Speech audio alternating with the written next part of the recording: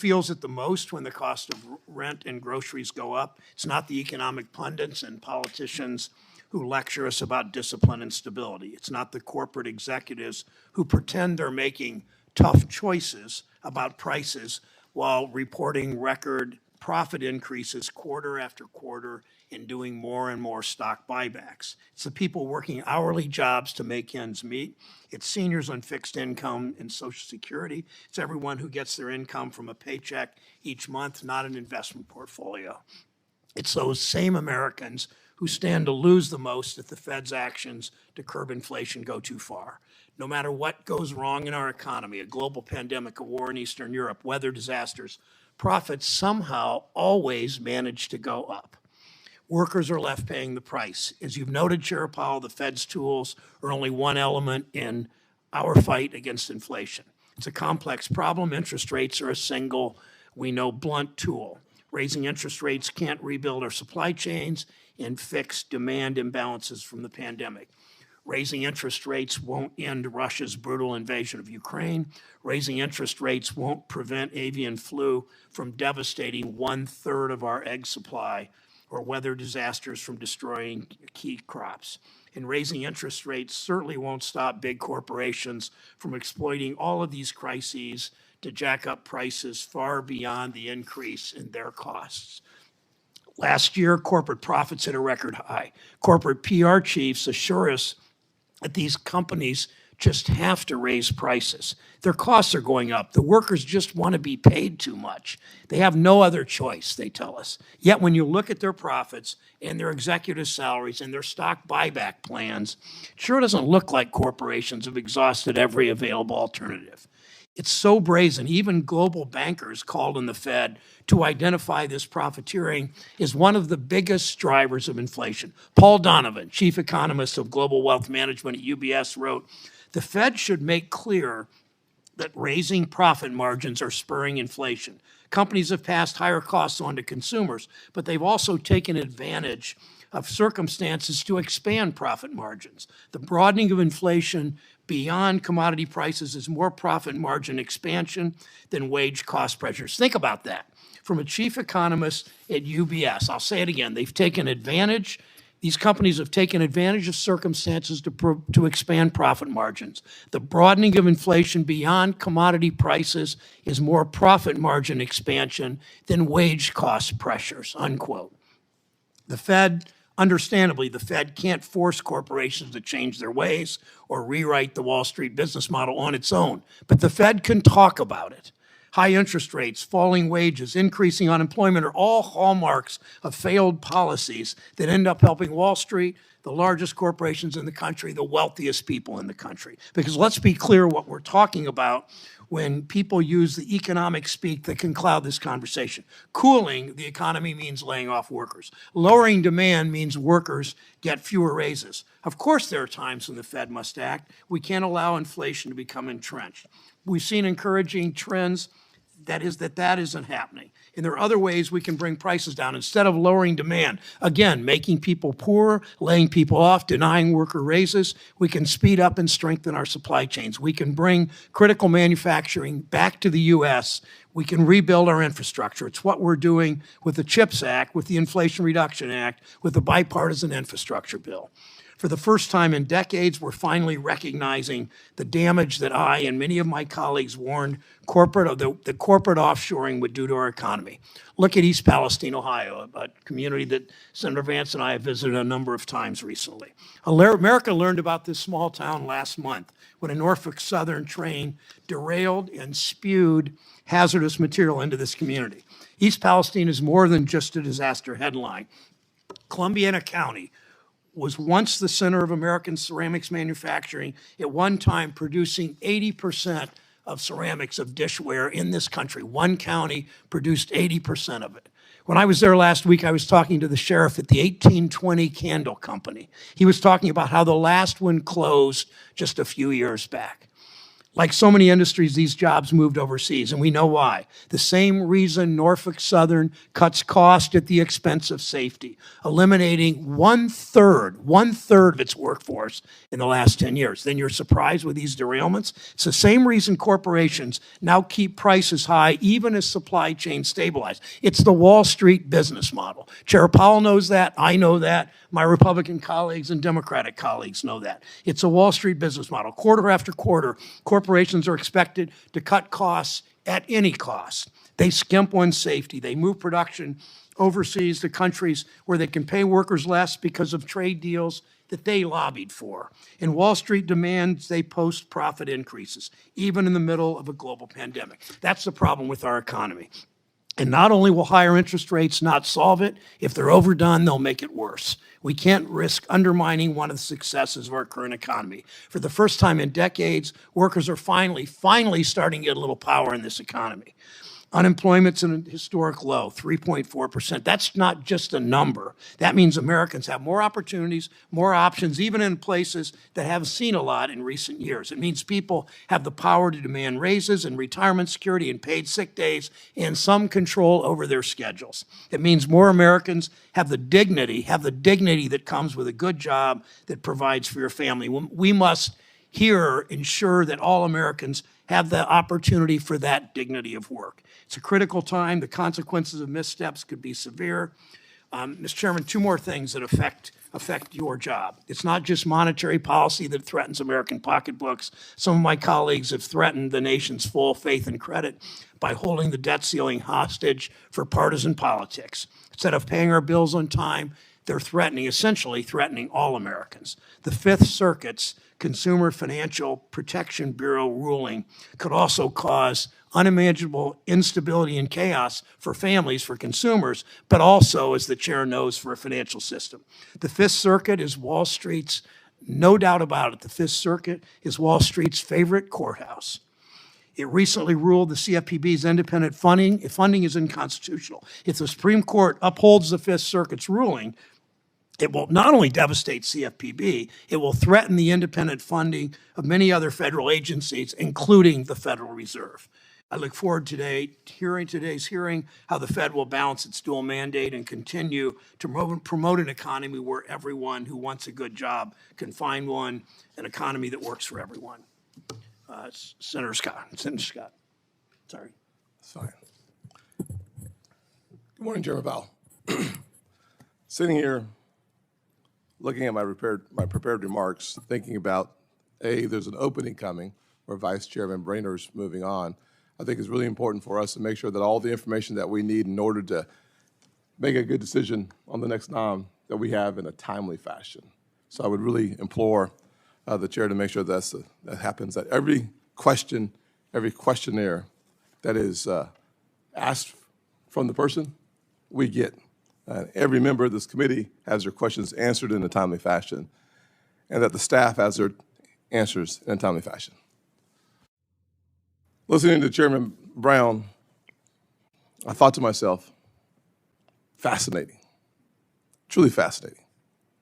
I concluded that, well, I know Chairman Brown pretty well. I am sure he is sincere in his rant. But let me just say this. Spending and printing trillions of dollars, caving to the radical left in this country, seeing policies posited and then implemented that led to the worst inflation in 40 years, seeing our inflation at 9.1%, seeing American families struggle because of the weight of the government on their shoulders, seeing the devastation from South Carolina to Ohio. It's unbelievable that the progressives in this country who caused a 9.1% inflation would then turn somewhere besides in the mirror to see the absolute devastation caused by their out-of-control spending is remarkable. Remarkable. To stop the out-of-control inflation caused by the out-of-control spending, the Fed steps in to cool the economy. Well, the definition of cooling the economy is necessary because we've seen the most radical approach to a problem that was in our rearview mirror being used as a Trojan horse to bring in a level of socialism and spending that our nation has not seen in my lifetime. The facts are very simple. When you get to 9.1% inflation in this nation, as a kid who grew up in a single-parent household, mired in poverty, a 40% today, 100% just a year ago increase in the gas prices devastates single mothers around this country. For seniors on fixed income whose savings are being depleted with an average cost just last month of a $433 increase because of inflation. For my friends on the other side of the aisle to look any place besides a mirror, I find stunning.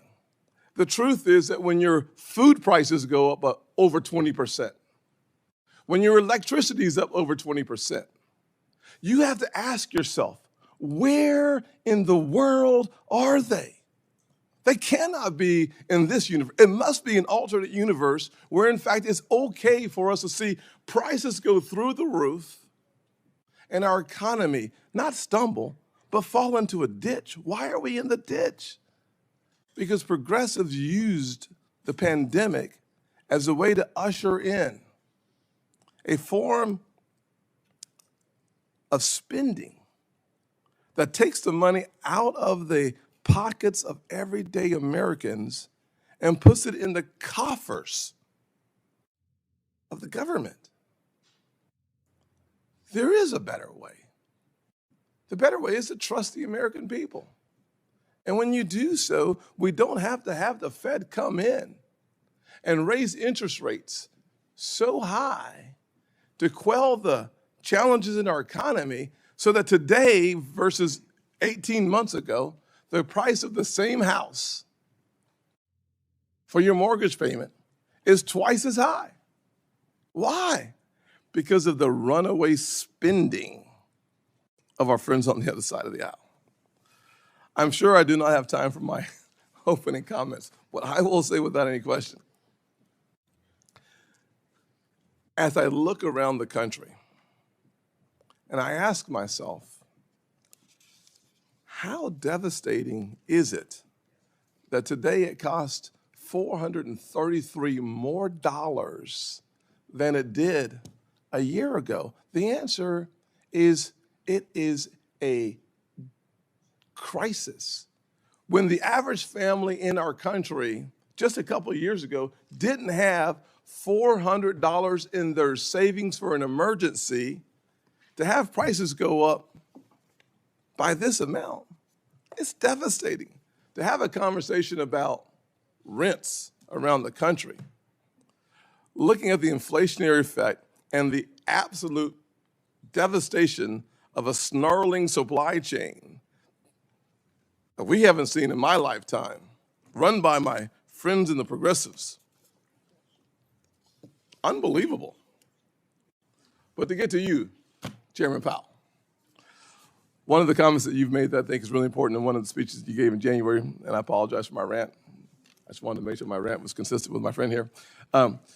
It is essential, you said, that we stick to our statutory goals and authorities, and that we resist the temptation to broaden our scope to address other important social issues of the day.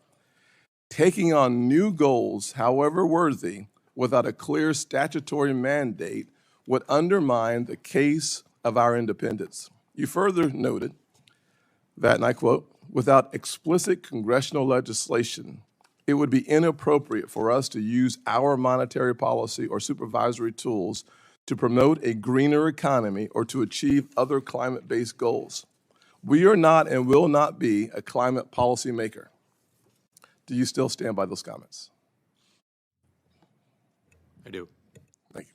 Finally, I know we're not in the question. I know, I get it. Finally, You now have 4 minutes and 12 seconds. yes, I knew the chairman would dock that from my time, and I appreciate you doing With a sense of humor. with a great humor. Great humor. Finally, several of my Republican colleagues and I sent a letter to you discussing Vice Chair of Supervision Michael Barr's plan to conduct a holistic review of capital standards. I look forward to discussing those capital standards during my Q&A, and I will thank you for our recent conversation that we had that helped illuminate some of the necessary challenges that we face as a nation and your answers to it. Thank you, Mr. Chairman. Thank you. Speaking of illuminating, thank you, Senator Scott. Yes, sir. I Thank you for allowing me to use this. Today we'll hear from Chair of the Federal Reserve, Jerome Powell, on monetary policy in the state of our economy. And I don't expect Chair Powell to weigh in on the mini debate we just had, but I think we all know that the debt increase was much larger under President Trump and a Republican Senate than it has been since. Chair Powell, thank you for your service and your testimony today. Chairman Brown, Ranking Member Scott, and other members of the committee, I appreciate the opportunity to present the Federal Reserve's semi-annual monetary policy report. My colleagues and I are acutely aware that high inflation is causing significant hardship, and we're strongly committed to returning inflation to our 2% goal.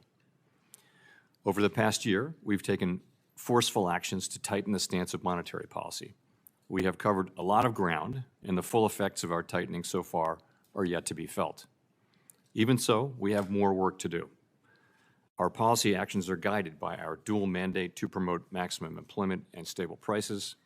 Without price stability, the economy does not work for anyone. In particular, without price stability, we will not achieve a sustained period of labor market conditions that benefit all. I'll review the current economic situation before turning to monetary policy. The data from January on employment, consumer spending, manufacturing production, and inflation have partly reversed the softening trends that we'd seen in the data just a month ago. Some of this reversal likely reflects the unseasonably warm weather in January in much of the country. Still, the breadth of the reversal, along with revisions to the previous quarter, suggests that inflationary pressures are running higher than expected at the time of our previous FOMC meeting. From a broader perspective, inflation has moderated somewhat since the middle of last year, but remains well above the FOMC's longer-run objective of 2%.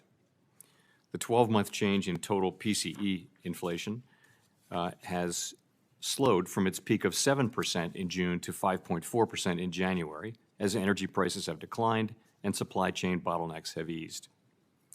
Over the past 12 months, core PCE inflation, which excludes the volatile food and energy prices, was 4.7%. As supply chain bottlenecks have eased and tighter policy has restrained demand, inflation in the core goods sector has fallen. And while housing services inflation remains too high, the flattening out in rents evident in recently signed leases points to a deceleration in this component of inflation over the year ahead.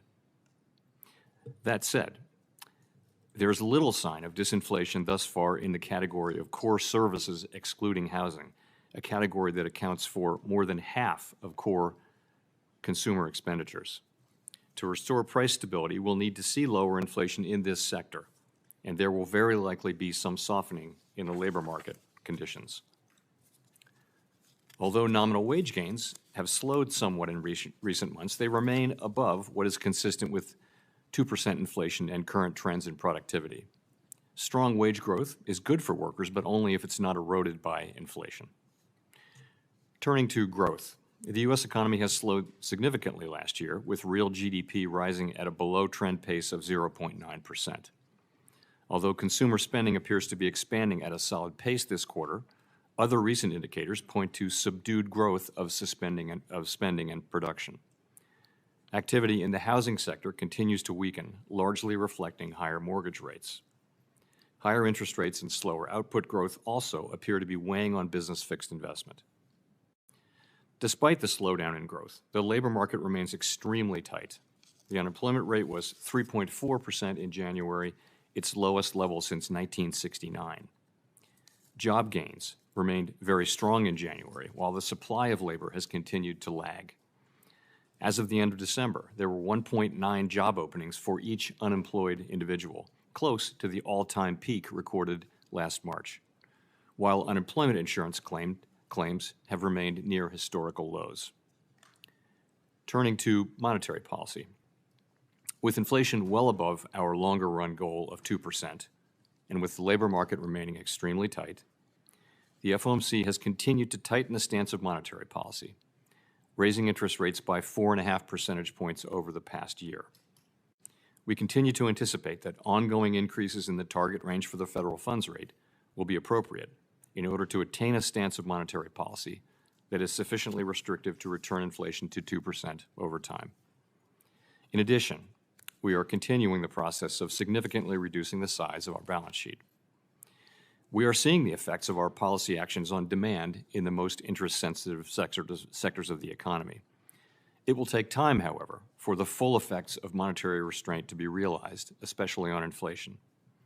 In light of the cumulative tightening of monetary policy and the lags with which monetary policy affects economic activity and inflation, the committee slowed the pace of interest rate increases over its past 2 meetings. We will continue to make our decisions meeting by meeting, taking into account the totality of the incoming data and their implications for the outlook for economic activity and inflation. Although inflation has been moderating in recent months, the process of getting inflation back down to 2% has a long way to go and is likely to be bumpy. As I mentioned, the latest economic data have come in stronger than expected, which suggests that the ultimate level of interest rates is likely to be higher than previously anticipated. If the totality of the data were to indicate that faster tightening is warranted, we'd be prepared to increase the pace of rate hikes.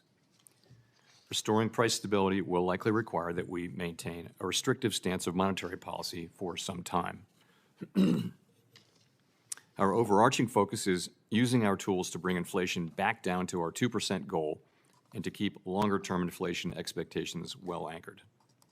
Restoring price stability is essential to set the stage for achieving maximum employment and stable prices over the longer run. The historical record cautions strongly against prematurely loosening policy. We will stay the course until the job is done. To conclude, we understand that our actions affect communities, families, and businesses across the country. Everything we do is in service to our public mission. At the Federal Reserve, we will do everything we can to achieve our maximum employment and price stability goals. Thank you. I look forward to your questions. Thank you, Mr. Chair. There are 23 of us on this committee. Almost everyone will be here today. I ask each of us to stay as close to the 5-minute mark as we can because we have votes at 11:30. So thank you all for your cooperation. Chair Powell, thank you. Job growth is strong as unemployment remains historically low. You might not know that from the opening statements. Many drivers of inflation, corporate greed, rising inequality, supply chain disruptions, Russia's bestiality, if you will, in Ukraine, won't get better because of interest rate increases. Every indication is that this post-pandemic economy is different. Should we be worried, Mr. Chair, that the Fed is treating this economic period as it has in the past instead of reacting differently? Thank you, Mr. Chairman. So we've been aware since the very beginning and have discussed this publicly on many occasions that there are some differences this time. We, in particular, have not seen the kind of supply-side collapse that we saw at the very beginning of the inflation outbreak. Also, the outbreak of a war which had significant effects on commodity prices a year ago. So all that is different. There are also, though, some similarities. There is a mismatch between supply and demand. You can see that in the goods sector still. You saw it in housing prices going up over 40% since before the pandemic, and you see it in the labor market where we have 1.9 job openings for every opening, for every unemployed person. So we're well aware that this particular situation involves a mix of cycles of forces, not all of which our tools can affect. But there is a job here for us to do in better aligning demand with supply. Okay, understanding you have limited tools to address inflation, and our conversations in the past show my concern about continued rate increases that may not actually address the root cause of inflation. They hurt workers, and many of us contend we can't follow the same old playbook. Next question. Last year, 3 banking regulators issued proposed updates on the Community Reinvestment Act to account for changes in our banking system. My question is, does the Fed remain committed to work with FDIC and OCC to finalize a CRA rule, and when will that rule likely be finalized? Yes, we do remain committed, and I believe we are in broad agreement with the other two agencies on the revisions to the rule. So now we're in the process of writing all that down, and that'll take some time. And then after that, of course, it will come to the Board of Governors for a vote, and that'll involve briefings and discussions. And I can't give you an exact date, but it But will as be, quickly as possible. yes, but it will be some months. Okay, thank you. Banks weathered the shock of the COVID-19 shutdowns mostly because of the fiscal response provided by Congress. We now see a spike in loan delinquencies, an increase in overall risk. Banks are again plowing billions, as many other corporate leaders, always defended by people on that side of the aisle, into stock buybacks, which makes me concerned that if there's a downturn in the economy, banks could end up with too little capital. That's why I'm worried about any potential rollbacks of safeguards or regulations. Can you assure me that the Fed will keep capital requirements strong and exercise more long-term forward thinking than corporate CEOs that seem to be focused on the short term? I can assure you as to the first part, that we'll keep capital requirements strong. I didn't expect you to comment on give me an opinion about you're looking more forward than companies that look at the short-term benefits of stock buybacks. Mr. Chair, when you last testified, I asked you about the risk posed by crypto assets, stablecoin, the Fed, and other regulated possibilities. How's the Fed evaluating the risks of crypto-related activities by your supervised institutions? So this is something we've been quite active in this area, and I'll say that we believe that innovation is very important over time to the economy. We don't want to stifle innovation. We don't want regulation to stifle innovation in a way that just favors incumbents and that kind of thing. But like everyone else, we're watching what's been happening in the crypto space, and what we see is quite a lot of turmoil. We see fraud. We see a lack of transparency. We see run risk. Lots and lots of things like that. And so what we've been doing is making sure that the regulated financial institutions that we supervise and regulate are careful, are taking great care in the ways that they engage with the whole crypto space, and that they give us prior notice. And we've issued, along with the FDIC and the OCC, a number of issuances of notices to that effect. Thank you, and I will close with this. I've long pushed for the Fed to prioritize workers and for the leaders of the Fed to reflect the diversity of our country. We've made progress, but our work is not done. We have a new opening. Understand, it's not your job to appoint the new Fed member. We have a number of upcoming vacancies at the reserve banks. I support Senator Reid from Rhode Island, Senator Menendez from New Jersey, and other colleagues who are pushing for more diverse voices at the Fed. Senator Scott. Thank you, Chairman. Obviously, the chairman and I both have strong passions about the challenges that we face as a country. The one thing that I do believe that we agree on is the importance of having a strong capital markets as it relates to making sure that Americans have the ability to continue to grow their businesses and to solve their challenges. And frankly, I hope that we get there. Building on the same comment that the chairman had around capital standards is where I'm going to go with my thoughts today. When I think back on these last few years, it's hard not to recognize the extraordinary efforts our financial institutions of all sizes, frankly, undertook to administer a program like the PPP, all while weathering a shutdown of our global economy. I welcome your thoughts, but from my viewpoint, our banking system was resilient. Our financial institutions stepped up and delivered aid to support families and businesses every single day. That's why Vice Chair Barr's broad comments around holistic review of our capital trouble me so much. We should be laser focused on our economy and addressing the needs of everyday Americans trying to forge a new future and helping them open the door to opportunity. As you and I both know, capital and its quality must be continually scrutinized, but increased capital does not necessarily provide an increased benefit, and requiring banks to hold capital that is not risk-based and appropriately tailored to a bank's size, scope, and activities can cause more harm than good. At a time of record inflation, where everyday needs are more expensive, we should not be pursuing actions that are harmful. Rather, we should be supporting the engine of our economy, small businesses.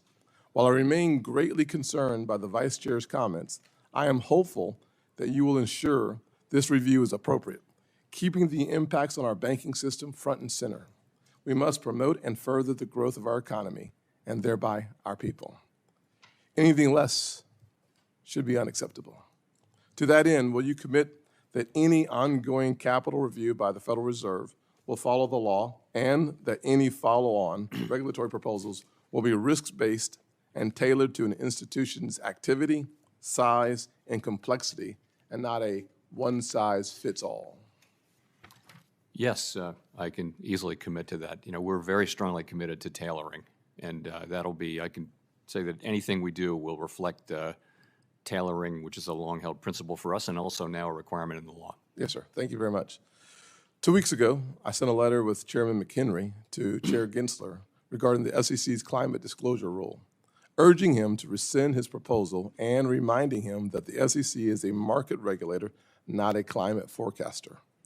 Much like Congress designed the SEC to protect investors, to maintain fair, orderly, and efficient markets, and to facilitate capital formation, and not to advance progressive climate change policies, Congress designed the Federal Reserve to promote price stability and maximum employment, not to play politics. To that end, I find worrying the Fed's announcement of recent actions to consider climate-related scenarios, coupled with remarks by the Vice Chair of Supervision, as attempts to incorporate broader ESG policies into the financial services system. Banks have and continue to account for weather-related risks in their risk management, but efforts that attempt to predict climate change far into the future fall outside the scope of their authority. Importantly, the level of speculation required in these models should highlight their arbitrary and capricious nature. At a time when our economy is suffering from historically high inflation, I expect our central bank to focus its time and resources on bringing inflation down, not on policy outside of its mandate. I noted in my opening statement a recent speech that you've given about the state of the Fed and how you should resist the temptation to broaden its scope and to address social issues. Do you agree that the Federal Reserve does not have the authority or statutory direction to use its monetary policy or supervisory tools to wade into the ESG or other climate policies? I do. As you know, there's a tightly focused role that we do have that I believe that we have, but I would agree with your statement. Yeah. Mr. Chairman, I have 20 seconds left, but I'm going to defer because of my earlier question to my opening statement. Thank you, Senator Scott. Senator Menendez is close, but not here yet, so Senator Rounds. Oh, okay. So, but nice try. Yes, sir. Just want to make sure whatever you say. Thank you, Mr. Chairman. Mr. Chairman, first of all, welcome. It's always good to have you in front of our committee. And as you know, both core and headline inflation have remained persistently elevated. And over the past 12 months, real average hourly earnings fell by 1.8%, about 4% since President Biden took office. To make ends meet as prices increase, more Americans are leaning on credit cards. At the end of 2022, credit card debt hit a record of $930.6 billion, an 18.5% spike from a year earlier, and an average credit card balance rose to $5,805. Over the past year, the Fed has acted aggressively to tame inflation, and yet we are still seeing price increases. And as we've discussed this several times, but I recognize that it's been an ongoing discussion, but I believe that this further proves that we have long been feeling the effects of a policy-induced inflation resulting from decisions by the Biden administration, primarily cutting off the resources necessary to improve and increase domestic energy production. I continue to be concerned that if you attempt to use the tools that are available at this time for the Fed, then I believe that we're going to have a challenge of not being able to address specifically the challenges brought out when you have a policy is promoting higher prices with regard to energy, as opposed to what you're trying to do, which is to bring down the total overall cost. And I just wanted to ask, I guess, and you're going to think this is something that we've heard before, but do you believe that you currently have the monetary policy tools to actually reduce inflation? And I just put it in this perspective. In January of 2021, the CPI was 1.4% when the Biden administration began. In January of 2022, and this is before the Russian invasion of Ukraine, CPI was at 7.5%, 7.5%. Today, March of 2022, CPI is 8.5%. Wouldn't it be fair to assess that a lot of the policy or the inflation that we've seen here may very well be due to policy decisions by this administration? Senator, not for us to point fingers. Our job is to use our tools. You asked whether we have the tools to get this job done, and we do over time. There are some things that we can't affect, but over time we can achieve 2% inflation, and we will. In other words, you've got a limited number of tools available to you, and the limited number of tools that you have are designed to impact simply the reduction in prices and so forth, and yet if there are competing interests out there that are pushing prices higher, you don't have the wherewithal to decide one tool versus another based on whether it's policy-induced or whether it is a matter of a shortage in supplies from outside or whether it's war-related. That's right. Our tools essentially work on demand, moderating demand, and so that's what we can do. So if there were policies in place that actually help to reduce inflation, in other words, and by that, I'm just going to look at energy alone just as a good example. If policies were in place that were actually allowing energy prices to come down in the United States, then you would have less of a need to use the very blunt tools that you do have right now with regard to increasing rate increases. Is that a fair statement, sir? In a sense, it is, but I would just say on energy, I'm not trying to get you to a policy discussion with what the president's doing on his energy policy. I just want to make it clear that you have to respond to what's in front of you, and it doesn't matter where the inflation is coming from or what's driving it up. You're simply trying to bring it back down to that 2% number with the only tools that you've really got. Yes, but I will say on energy, energy has tended over time to fluctuate up and down, and it's not mainly affected by our tools. So the things we look at are really things that are tightly linked to demand in the U.S. economy. Those we can affect. And I think just the fact that you've been increasing interest rates, and yet inflation continues to ride up, would suggest, just as you've just indicated, that when you have high energy prices, it's tough to impact that part of it with the monetary policy that you've got available to you. So we focus on everything, but we also focus on core in particular, which doesn't include energy prices. And what's happened is core inflation has come down, but nowhere near as fast as we might have hoped, and it has a long way to go. Thank you. One last question. Last June, Vice Chairman of Supervision Michael Barr testified before this committee that he would defend the use of the aggregation method as an alternative approach to the insurance capital standards, the ICS, proposed by the IAIS. As the final compatibility criteria set to come out later this year, can you confirm that you share Vice Chair Barr's views on this AM? I will confirm that, but I'll have to get back to you on the status of that. Okay, thank you. Thank you, Mr. Chairman. Thanks, Senator Menendez of New Jersey is recognized. Thank you, Mr. Chairman. Mr. Chairman, I want to take this moment to remind my colleagues that there are more than 62 million Latinos that call the United States home. We are the largest minority group in the country. We account for nearly 20% of the United States population. We contribute almost $3 trillion in GDP.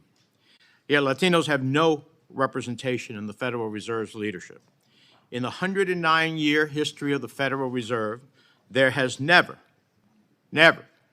been a single member of the Board of Governors or regional bank president who has the lived experience of being Latino in the United States. And in practice, that means that the voices of nearly 1/5 of our country's people are repeatedly drowned out when the Fed is making critical decisions on economic policy. Decisions that affect whether a Latino family can afford their first home, find a job that pays a living wage, send their children to college, save for a comfortable retirement, or get a loan to expand their business. Right now, the Biden administration has a clear opportunity to make history with its next nomination to the Board of Governors. It has identified a number of highly qualified Latino candidates who have dedicated their careers to the fields of economics, who are committed to the Fed's dual mandate, who will preserve the independence of the central bank. The administration has rightly nominated and advocated for a number of diverse candidates with similar qualifications, both at the Fed and elsewhere. But despite having 5 opportunities over the past 2 years to nominate a qualified Latino economist to serve at the Federal Reserve, this administration has repeatedly chosen not to. Representation, or lack thereof, does not happen by accident. It is a choice, and I hope the administration makes the right choice with this nomination. Mr. Chairman, would you say that it is a truism that the United States dollar is the reserve of choice in the world? Yes, I would. And that brings us enormous benefits, does it not? Yes, it does. Now, 12 years ago, a Republican House brought us to the brink of defaulting on the debt for the first time in history of this country, jeopardizing our credit and the world economy. I'm getting a sense of déjà vu because, once again, Republicans are recklessly demanding draconian spending cuts to programs that hardworking U.S. families rely on in exchange for allowing the Treasury Department to pay for spending that Congress, including most of them, have already voted to authorize. If you want to talk about spending cuts, it seems to me that the budget is the time to do that, but not to put the full faith and credit of the United States at risk. Chairman Powell, can you talk about the catastrophic damage a debt default would inflict on the economy? So I guess I will start, if I can, by saying that these are really matters between the executive branch and Congress. We do not seek to play a role in these policy issues. But at the end of the day, there's only one solution to this problem, and that is Congress. Whatever else may happen will happen, but Congress really needs to raise the debt ceiling. That's the only way out, in a timely way that allows us to pay all of our bills when and as due. And if we fail to do so, I think that the consequences are hard to estimate, but they could be extraordinarily adverse, and could do longstanding harm. Well, I think that's a mild statement of what would happen. I understand. I didn't ask you to engage in the congressional executive branch roles. I asked you about the abstract question of what happens if you have a debt default. Isn't even this constant fight putting into question the possibility that the United States will not honor its full faith and credit have consequences within the economy? In principle, it could. I think markets tend and observers tend to watch this and tend to think that it will work out, and it has in the past worked out. So it needs to work out this time too. Now, seeing your testimony before the committee, is it fair to say that you'll do whatever is necessary to tame inflation? We serve a dual mandate, and we will do what we can, everything we can to restore price stability while also serving maximum employment. And primarily that means additional rate increases, would it not? What other tool do you have? That's what we have. The balance sheet, the shrinkage of the balance sheet will continue too, but it's principally rate hikes. So the question is, when does that part of doing anything necessary to tame to tame inflation, come into conflict with your other mandate of maximum employment? Not now, when we have the lowest unemployment in 54 years, and where we have a labor market that is extremely tight, extremely. So, but that time could come, but it really isn't now, where we're very far from our price stability mandate, and in effect, the economy is past most estimates of maximum employment. Thank you, Mr. Chairman. Thanks, Senator Menendez. Senator Kennedy of Louisiana is recognized. Thank you, Mr. Chairman. Chairman Powell, thank you for being here. Thank you to you and your team for helping to save the economy during the pandemic meltdown.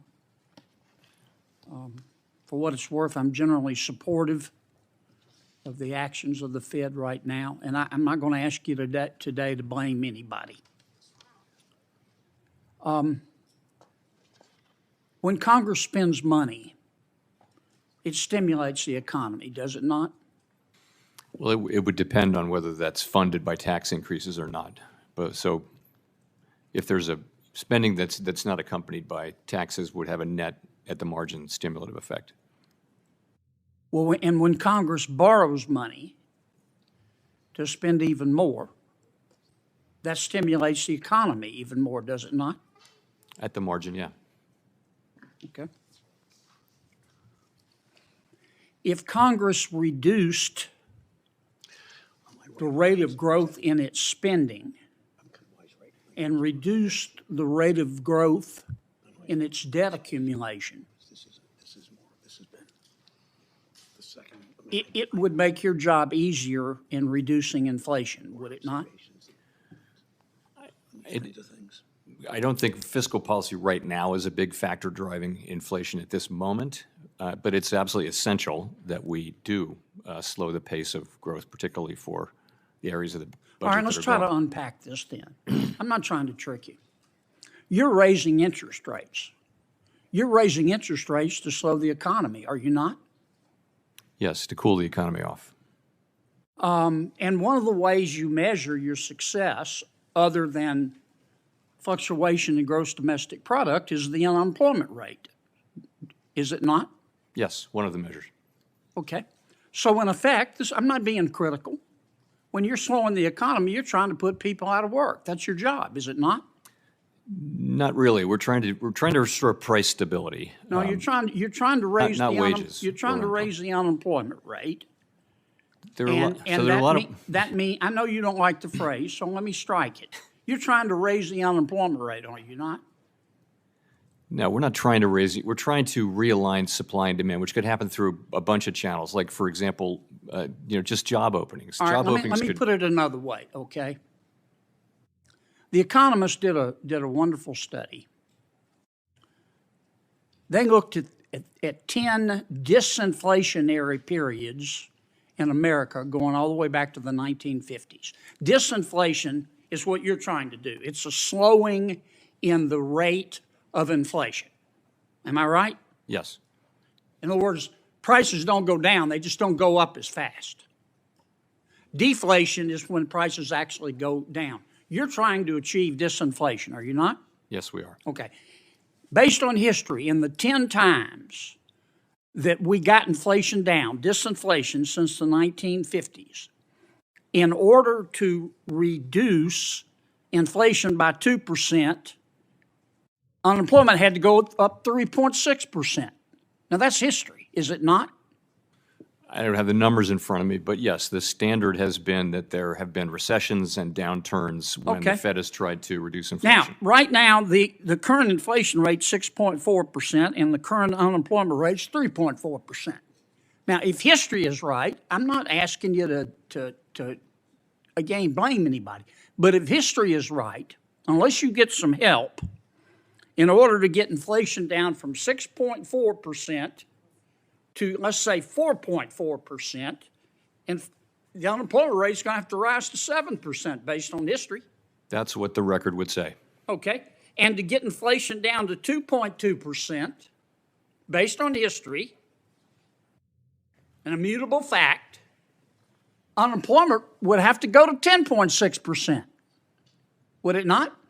No, I wouldn't. That's what the record shows. That's what the history shows. Yeah, I don't think that kind of a number is at all in I play mean, here. I know you're reluctant to admit it, and you don't want to get in the middle of a policy dispute.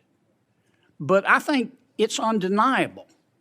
It's undeniable that the only way we're going to get this sticky inflation down is to attack it on the monetary side, which you're doing, and on the fiscal side, which means Congress has got to reduce the rate of growth of spending and reduce the rate of growth of debt accumulation. Now, I get that you don't want to get in the middle of that fight. But the more we help on the fiscal side, the fewer people you're going to have to put out of work. Isn't that a fact?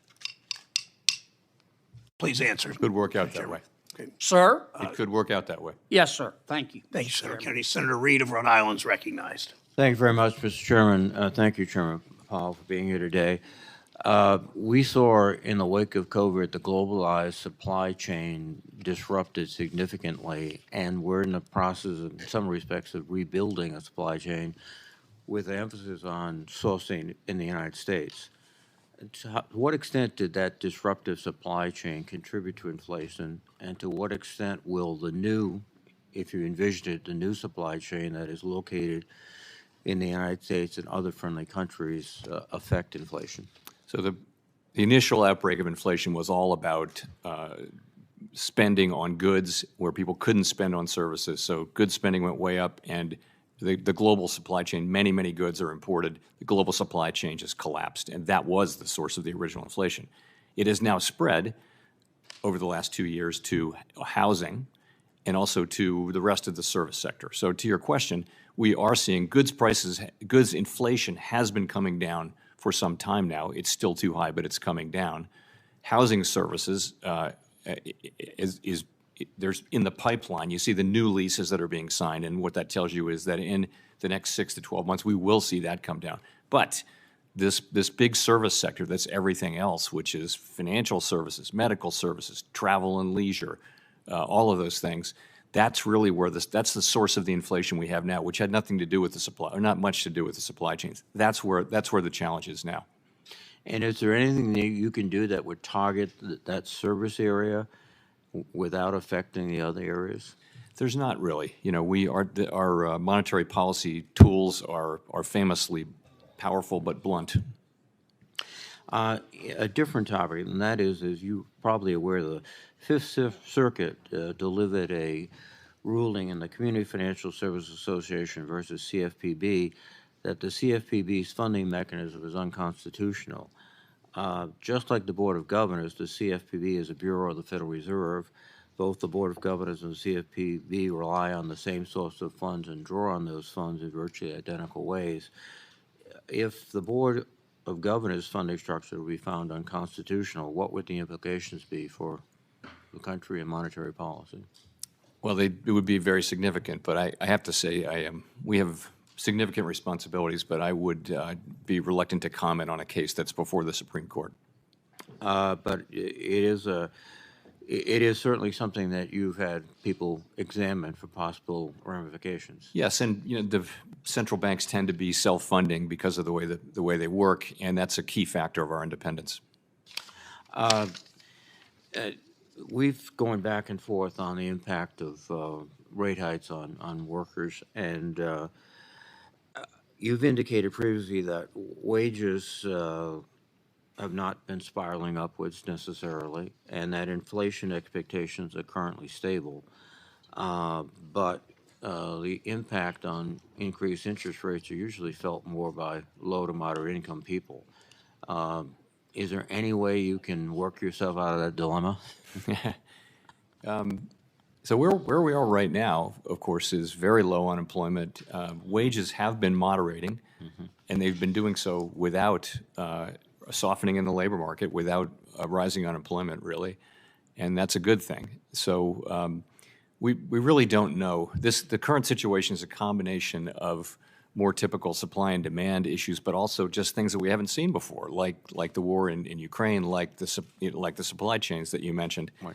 So we have many unusual factors, and I don't think anybody knows with confidence how this is going to play out. Thank you very much, Mr. Chairman. Thank you, Chairman. Thanks, Senator Reed.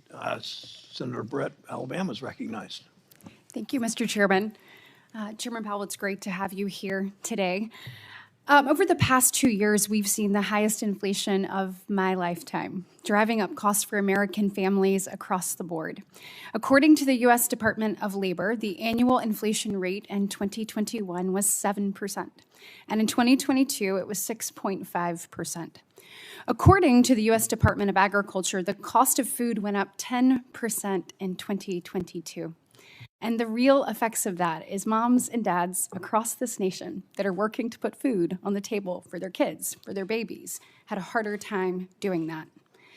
This has devastated hardworking Americans, causing a kitchen table crisis in every corner of our country, as the price of food, energy, and housing have all skyrocketed. In response, the Federal Reserve has raised the Federal Reserve Fund rate more than 4 percentage points. Being far from transient, inflation has remained persistent, high, and well above the Fed's long-run goal of remaining under 2%. In the coming year, what factors and indicators are you paying attention to as you and the Federal Open Market Committee decide on whether to increase rates? So I'd say a couple things to that.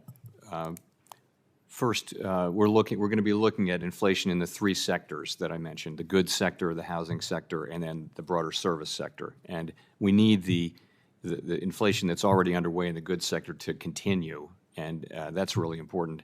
In the housing sector, we just need the time to pass so that reported inflation comes down, and it's effectively in the pipeline as long as new leases are being signed at relatively small increases. So we'll be watching very, very carefully, though, at the larger service sector, which is 56% of consumer spending, and more than that of what's currently inflation. So that's one thing we'll be watching that very carefully. Also, we raised rates very quickly last year, and we know that if monetary policy, tightening policy, has delayed effects. It takes a while for the full effects to be seen in economic activity and inflation. So we're watching carefully to see those effects come into play. So we're aware that we haven't seen the full effects yet, and we're taking that into account as we think about rate hikes. So when you're looking at this, obviously not to get into a policy discussion, but if there were an increase of energy production in this country, do you feel like that would help drive down inflation? Well, I think over time, more energy would mean lower energy prices. But we are very focused on what we call core inflation, because that is what is driven by, really by demand, and our tools are really aimed at demand. Right, understood. But I feel like the cost of energy is not just what you pay at the pump, but it ends up affecting every good across this great nation. Additionally, I'd like to ask you about labor participation. So when you look at the unemployment rate, and we've heard my colleagues discuss people having to be displaced in order for us to maybe get to the inflation rate that we would like as a nation, I'd like to focus on the labor participation rate. So right now it's 62.4%. If there were an increase in people coming back into the workforce, would that be a positive factor with regards to driving us down to the 2% rate that you would want to achieve? I think that it would. I mean, remember those people coming into jobs. Yes. That would be great, because the economy clearly wants more people than are currently working. Of course, those people would then spend more, so it wouldn't be a zero-sum game. But it would be great for the country and great for them if they were to come into the labor force. Amen. I believe that increasing in capital requirements on financial institutions would have a chilling effect on the economy and the availability of financial services. And last week, I joined many of my colleagues in sending you a letter that expressed concerns that if the Federal Reserve decides to conduct a, quote, holistic review of capital standards, as we heard Senator Scott talk about earlier. So is the Federal Reserve concerned that the impact to the economy of increasing capital requirements on financial institutions at a time when inflation remains persistently high would cause an issue? So I think it's always a balance. We know that higher capital makes banks safer and sounder. We also know that you will, at the margin, provide less credit the more capital you have to have. But I think it's never exactly clear that you're at the perfect equilibrium, and it's a fair question, I think, to look at that. And I know out of respect for the chairman and trying to stay in my time, I will just end by saying I heard what you said. Obviously, as you have said, the Federal Reserve is not and will not be a climate policymaker. I just want to thank you for your public statement on that. I agree with you that there's a difference between policymakers and financial regulators, and certainly look forward to working with you in the future. Thanks, Senator Britt. Senator Warner from Virginia is recognized. Thank you, Mr. Chairman. Chairman Powell, it's good to see you again. Let me start by saying, depending on who's asking questions, we're either pounding you for how quickly we're going to drive that inflation back to 2%, or pounding you on making sure that we don't push the economy into a recession and drive up unemployment. I got to tell you, and it's these are maybe not the cheap seats, but I actually think you've done a pretty good job in terms of both ratcheting up rates and then starting to tail off a little bit. I think we all were concerned by the January numbers where it popped up a little bit more. I wish, Mr. Chairman, we were actually having this hearing 2 weeks from now, because we're going to have a lot more data later in this week and next week. But I want to, net, we've still got ways to go, and the January numbers were concerning, but I do think your tailored approach, we can all second guess, but I think it has been the right approach, and I'm going to commend you on that. I want to get two questions in. One of the areas that I am very worried about is commercial debt. I mean, we've got a Bloomberg story here showing, we're going to hit a $6 trillion wall this year on refinancing. Where I'm particularly concerned is the issue around commercial real estate. As we recover from COVID, a lot of things are getting back to normal, but clearly the transformation of where people work is going through a fundamental transition, and I hope people do return more to the office, but lots of folks prefer working elsewhere. That's going to fundamentally change the real estate market on the commercial side, and I do believe we're going to hit potentially a cliff here of a totally unexpected problem in terms of commercial real estate. How are you looking at that issue and recognizing there's lots of bumps coming out of COVID? This one seems to be more unique in nature, and how are you thinking about that issue? So the first one on commercial debt, business debt generally, it's kind of been moving sideways as a percent of GDP, so you don't see a big spike going on or anything like that.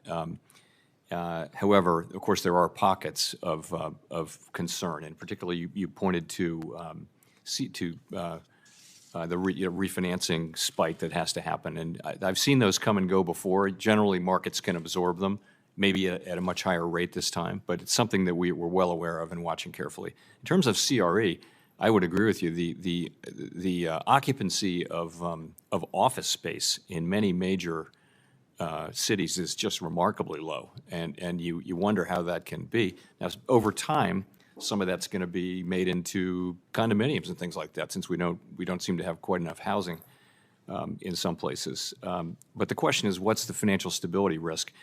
It's not great for the largest institutions. Don't tend to have a lot of direct exposure to that. Some smaller banks actually do. Medium and small size banks do.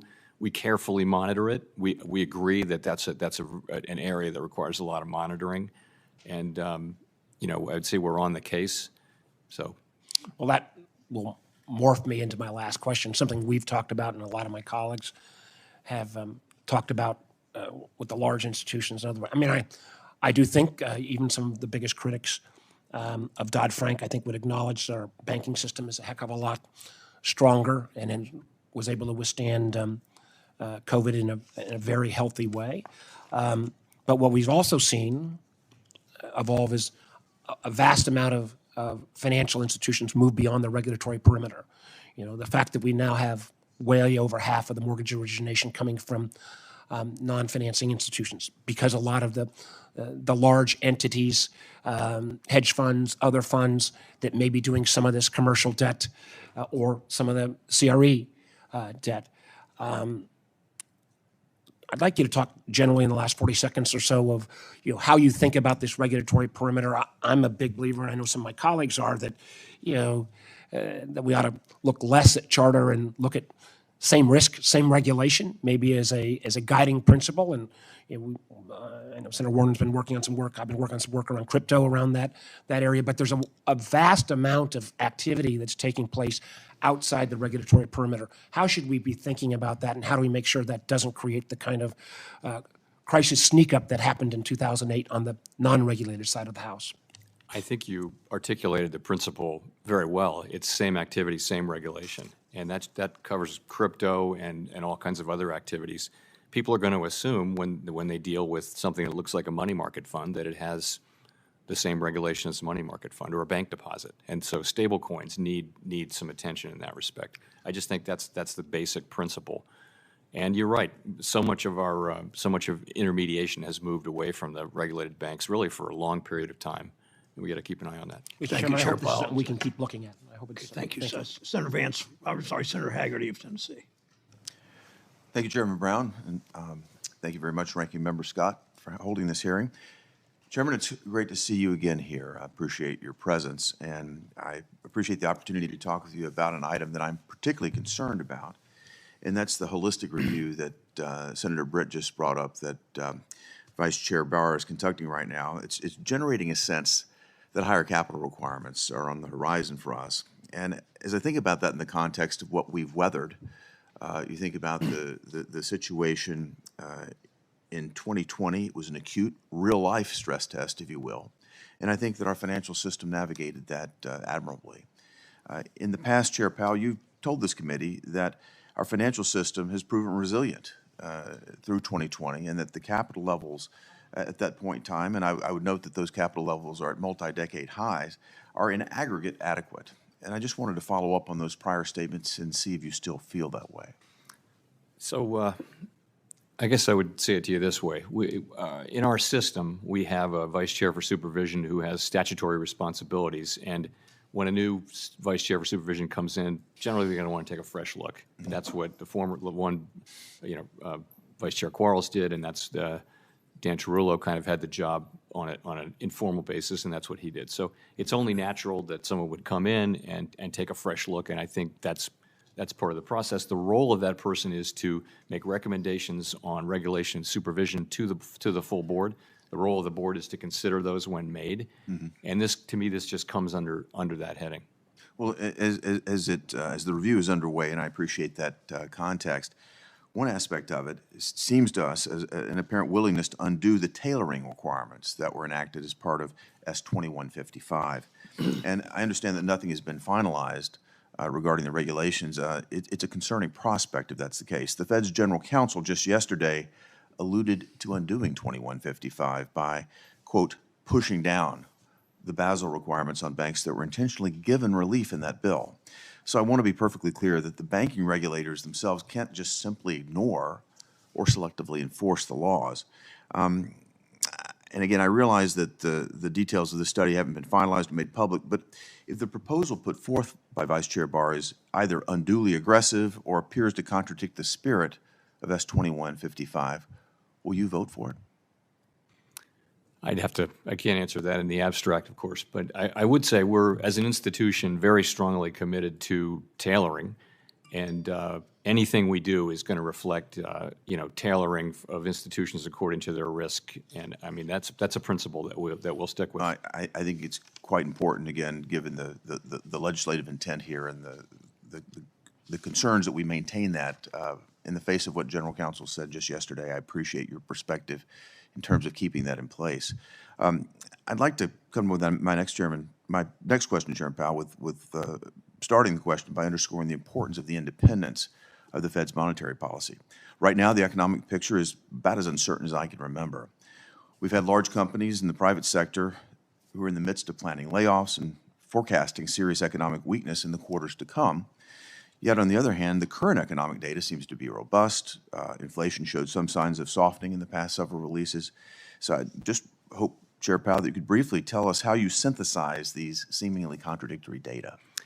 So just quickly, at the end of last year, we saw a couple of very promising, modest inflationary readings in November and December. But earlier this year, some of that improvement was revised away. In addition, we got a very strong reading on inflation in January, also a very strong jobs reading, also very strong retail sales. And so, as I pointed out in my testimony, we're looking at a reversal, really, of what we thought we were seeing to some extent, a partial reversal. It's still true. It's still the case that we're seeing progress on inflation. We're seeing goods inflation has come down significantly. There's improvement in housing inflation in the pipeline. There's not a lot of improvement yet to be seen in the largest sector, which is non-housing services. So core inflation's running at 4.7% on a 12-month basis. I think nothing about the data suggests to me that we've tightened too much. Indeed, it suggests that we still have work to do. In that context, thinking about where the tightening goes and when it might, where and when it might happen, where do you see the terminal Fed funds rate landing in this cycle? So we last wrote down our assessments, individual assessments of that in December, and I think the median range was basically people were clustered between 5 and 5.5. We're going to write down those again as part of we do it 4 times a year. We'll do it around the March meeting, which is on the 21st and 22nd of March. And as I indicated in my testimony, I think the data we've seen so far, and we still have other data to see, we still have significant data to see before the meeting, suggests that the ultimate rate that we write down may well be higher than what we wrote down in December. Got it. Thank you, Mr. Chairman. Thank you. Thank you.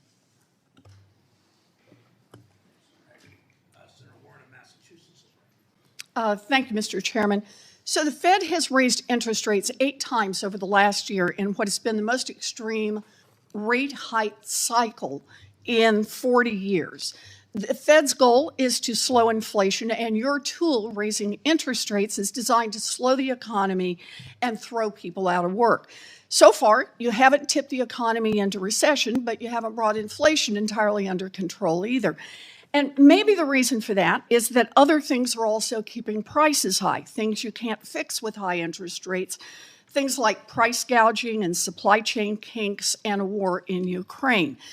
But you are determined to continue to raise interest rates, so I want to take a look at where you're headed.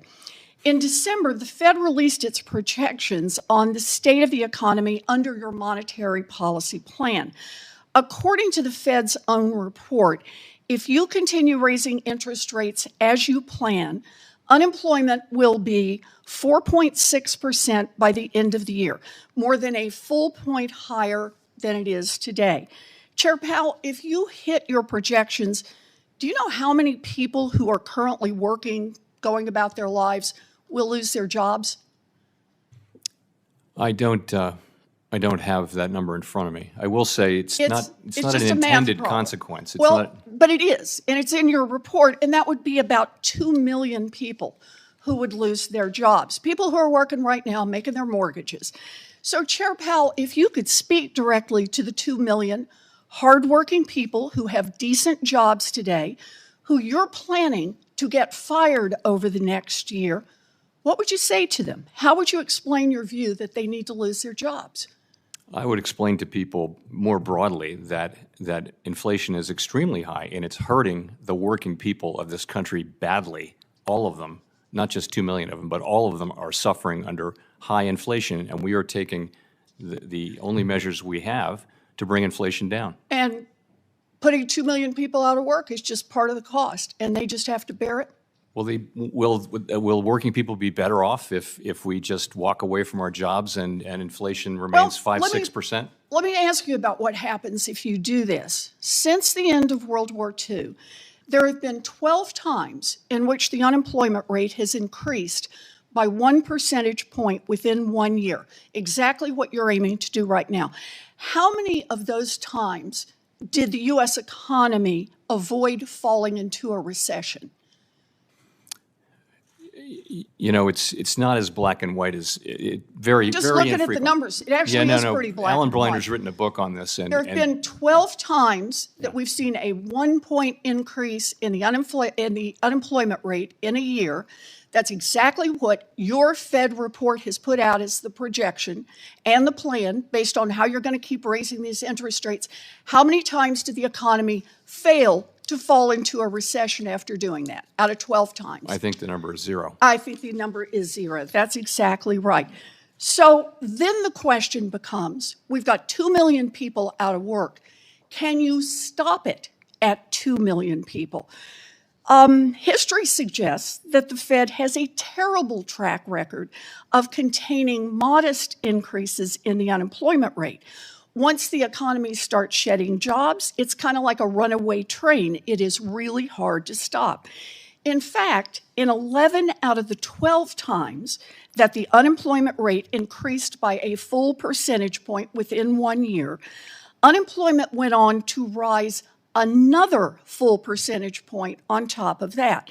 If that's what happens this time, we'd be looking at least 3.5 million people who would lose their jobs.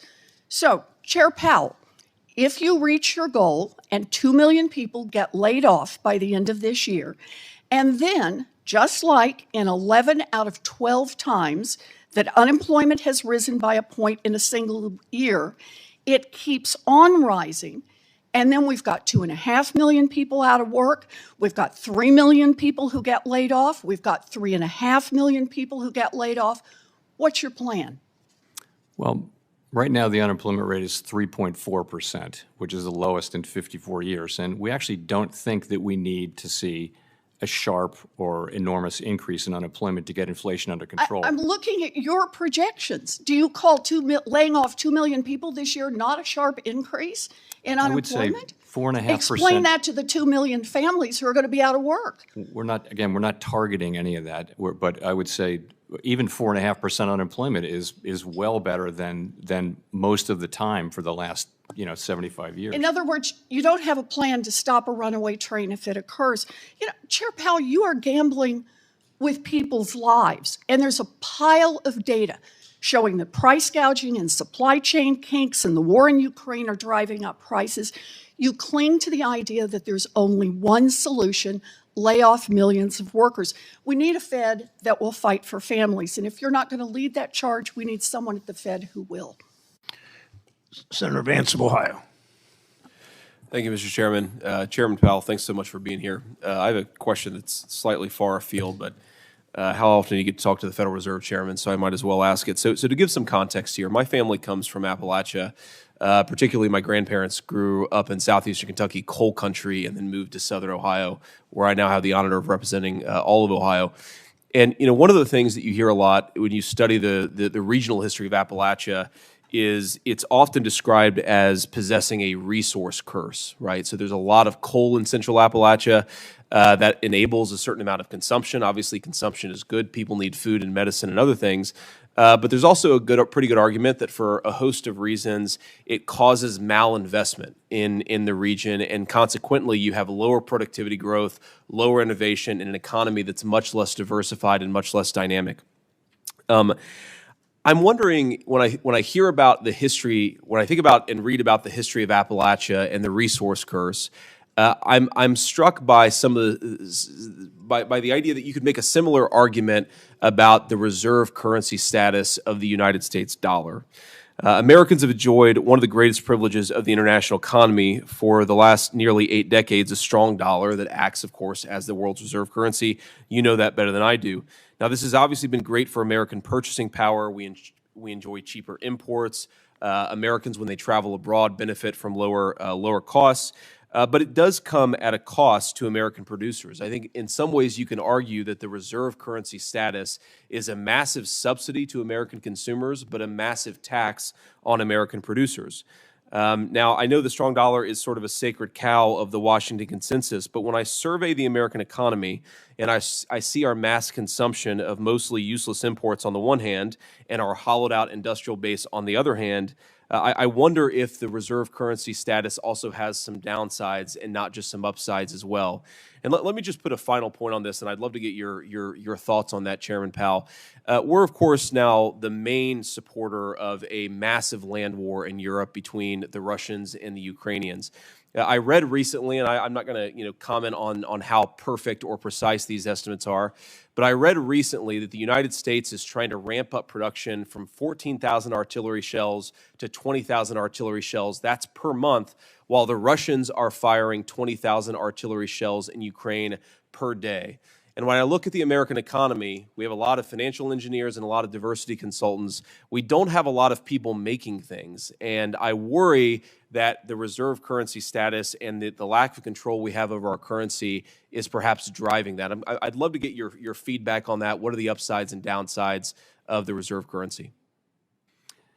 That's a big question to try to answer. You have 2 minutes, today. Chairman Powell, so plenty of time. I can't even get started on that. So we are the world's reserve currency, of course, and that's because of our democratic institutions. It's because of our control over inflation over many, many, many years.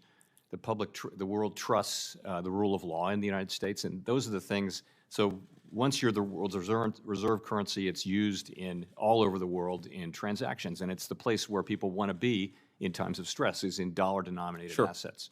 Now, so of course we benefit by being able to pay for our goods all over the world, pay for everything anywhere in the world mostly with dollars. That's an advantage. You know, there's some economic theory around that it also has burdens of various kind, but I can't call it all back to mind. But, you know, the other thing is, you know, it's a very stable equilibrium, but it's not a perfect one. It's not a permanent one, rather. So there isn't any obvious candidate to replace the United States right now where you can have free flow of capital in and out of the country, where you can really trust the rule of law and democratic institutions, and keeping keeping price stability, which you can here. Do you think it gives us less control over our own currency, the fact that it's become the world's reserve currency?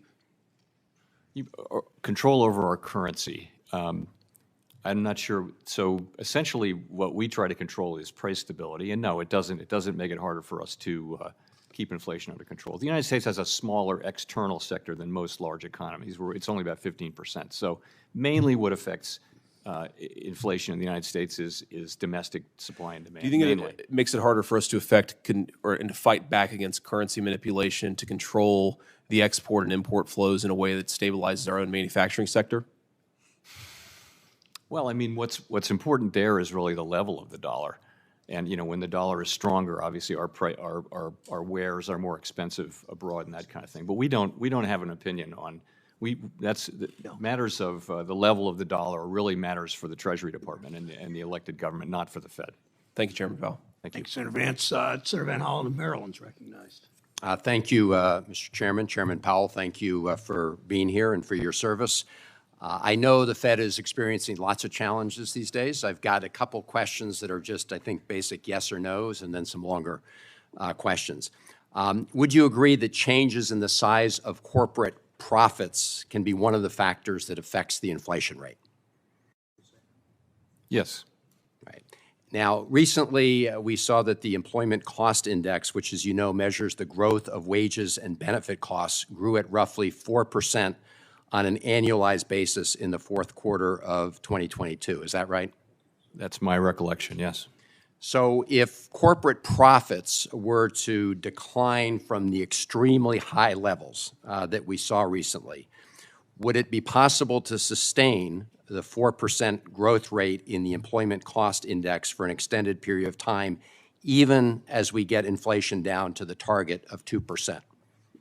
Depends on what you mean by extended period of time. So you would not, without a very, very large increase in productivity, which would be great, but that we don't expect, you wouldn't be able to sustain 4% wage inflation over the longer term. Over the shorter term, though, yes. So over the shorter term, that would not be a justification in and of itself for raising rates. Is that right, in the short term? Well, I think wages affect prices and prices affect wages. I think we do think that some softening in labor market conditions will happen as we try to get inflation under control, and will need to happen. Right, but that's more a prediction about your efforts to fight inflation. Are you saying that simply looking at the current 4% growth rate in the short term is an excuse for jacking up interest rates? I think what I would say is that the overall, all the data we look at in the labor market, including not just that measure of wages, but others, also unemployment, also participation, also job openings and quits and things like that. All of that, you put that into the picture, and I think you see a labor market that is extremely tight and is probably contributing to inflation. I've never said it was the main cause. Right. I think the larger point here, based on your response to that first question about growth in profits, is corporations have a decision as to whether or not they're going to pocket more for profit, which they can, or provide higher wages to their employees. And if you actually lowered your profit margins, you could sustain a higher wage increase without violating the 2% inflation. Isn't that right? Yes. I mean, when I hear profit margins, what we're seeing in the economy is pretty much about shortages and supply chain blockages. And when there's not enough of a product, what happens, and there's a lot of demand, what you see is prices going up. As the supply chains get fixed and shortages are alleviated, you will see inflation coming down. You'll see margins coming down, and that will certainly help with inflation. Right, but profits are the margin, right? They're going up beyond what they were before. That means that even with the increase in costs because of supply chains, they're making more profits. Which again, that they can do that. But my point is that as a contributor to inflation, as you indicated in response to the first question, let me ask you about the tight labor market because one of the issues in a tight labor market is parents with kids, including a lot of moms who would like to go back into the market, but are not able to do so because of lack of affordable childcare. The other issue is immigration, and I know that you've gotten some recent data on how some immigration figures actually have softened a little bit the tightness in the labor market. Can you just talk broadly about those two factors, affordable childcare and immigration, more legal immigration, and how they could affect labor force participation and therefore also reduce inflation pressures? So on the first, we don't make recommendations or evaluate fiscal policy, but I will say there's research that shows that it helps keep women in the workforce when there's childcare available, which is, I think, kind of self-evident. The second was impact of immigration. Immigration, yeah. So what I talked about with you is actually as part of the January Bureau of Labor Statistics report, which comes the employment report for January, which comes out in early February. There is a section in there about more people. The Census Department has increased its estimate of the workforce by something like 870,000. And a significant part of that has been immigration. And that has moved up participation by a little bit, but it may be part of why we're hearing. It may be part of why we're hearing from in the labor market that the really intense labor shortage pressures that we were hearing about in 2021 and 22 may be alleviating. So that would contribute to that. Clearly, more people. Clearly, the economy is calling for more people with essentially two job openings for every unemployed person, and this can be a source of those people. Right, and that would reduce the tightness of the labor market and reduce pressures on inflation, right? May already be doing so. Thank you. Senator Cramer of North Dakota is recognized. Thank you, Mr. Chairman. Thank you, Chairman Powell, for being here. And I can't resist responding to a few things that my friends on the left have said. For example, in his opening statement, Chairman Brown had a long list of things that raising interest rates won't do. Raising interest rates won't fill in the blank. I'm going to fill in the blank with a couple things. How about raising interest rates won't stop Senate Democrats and President Biden from overtaxing, overspending, overborrowing, overregulating? Chairman Brown said we should rebuild our supply chain by curbing offshoring, corporate offshoring. I agree. He talked a lot about corporate greed contributing to inflation. Okay. But how about regulatory greed contributing to corporate greed? How do you expect corporations to reinvest money if you overregulate their ability to invest that money right here in the United States of America? You want to onshore some things? How about energy policy? How about instead of looking to Venezuela or Iran for oil supply or Russia, or rather than looking to China for electric vehicles and chips and solar panels, how about we have a strategy that onshores those things by reducing regulation, reducing taxes, and letting those corporations reinvest their profits rather than stock buybacks or dividends. This idea that somehow the Federal Reserve is supposed to keep inflation in check while half of the government works against it is mind-boggling. Now, I know, Mr. Chairman, you don't like to comment on policy. You and I have been around and around about this. You were anxious to advise us to spend lots of money during the pandemic. I don't think a lot of people blame you for that. You wouldn't respond to efforts by the Biden administration after we were in a robust recovery from not spending so much money. Okay, I can appreciate the change. But now we're in this debate between Republicans and Democrats, between particularly the House Speaker and the President, on how to raise the debt ceiling. And you've made some pretty strong comments about raising the debt ceiling, absent from structural reforms that would actually help us get back to a reasonable growth. So I warn you again, if you're going to make political comments, if you're going to advise us on policy, be consistent with it. Now, I want to get back to the greening of the Federal Reserve. And these, I call them stress tests, you can call them whatever we call them. But I'm concerned that now the Federal Reserve is starting down this path. Maybe it's slightly at first, about climate stress testing. I just want to ask you this. If we're going to go down that path, if the Federal Reserve is now going to become part of the Federal Climate Police Force, are we going to consider the ramifications of having entire communities and economies, factories and manufacturers, whatever, energy entities, large server farms, leaving them susceptible to a very unreliable, very expensive energy source? Is that part of the stress test? No, those are considerations for elected people, not for us. We have a narrow role to play here, but it's a real role, and I can talk about that if you'd like. Well, yeah, I would like you to, because again, if we're gonna start doing stress tests for the 6 largest financial institutions related to climate, which really is more weather than climate, then are we going to consider the effects of an unreliable energy source at several locations throughout our country?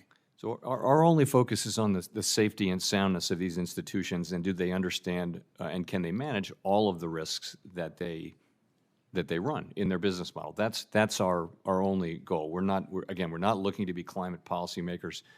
Climate policy is clearly going to have effects on regions, on companies, on individuals, on countries, disparate effects, and that is not for unelected people like us who have a narrow mandate. But I think it does touch climate, and you're right to be concerned that we find ourselves on a slippery slope. But honestly, I think the climate scenarios are something that the banks are already doing and themselves, and the climate guidance is something that they're looking for. They want to know how we're thinking about this, but we will try really hard not to get on a slippery slope and find ourselves becoming climate policymakers. It's just not appropriate for an independent agency. Okay, and I completely agree, and I hope you stick to that. And I think you ought to, ask the banks to consider what the overreaction might, what kind of vulnerabilities that might expose. With that, with regard to what Senator Warren was saying on her monologue, one thing about ideologues, they have the luxury of binary choices.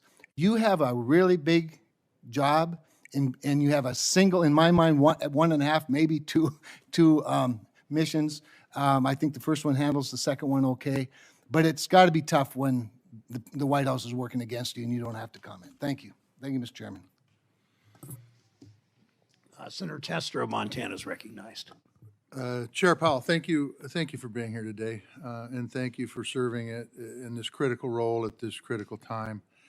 I have talked many times in this committee, and I, especially right now, cannot overstate the importance of the Fed's independence. I said it in the previous administration, I say it now, we cannot be playing politics with our economy, and that is a fact. From a climate standpoint, I will just tell you it's entirely artificial right now anyway, because if you look at the hundreds of billions of dollars this country puts out every year in disasters due to climate instability, we ought to be asking our question, is that sustainable? Because quite frankly, it has to be done, and I don't think it's sustainable. So we've got to start looking for some solutions on the climate side sooner rather than later. The Reserve has a tough job, and I really appreciate how you've done it. Reasonable, working together, making hard decisions for the good of the economy. We have to get this right. So the question is, how much has inflation decreased since its peak?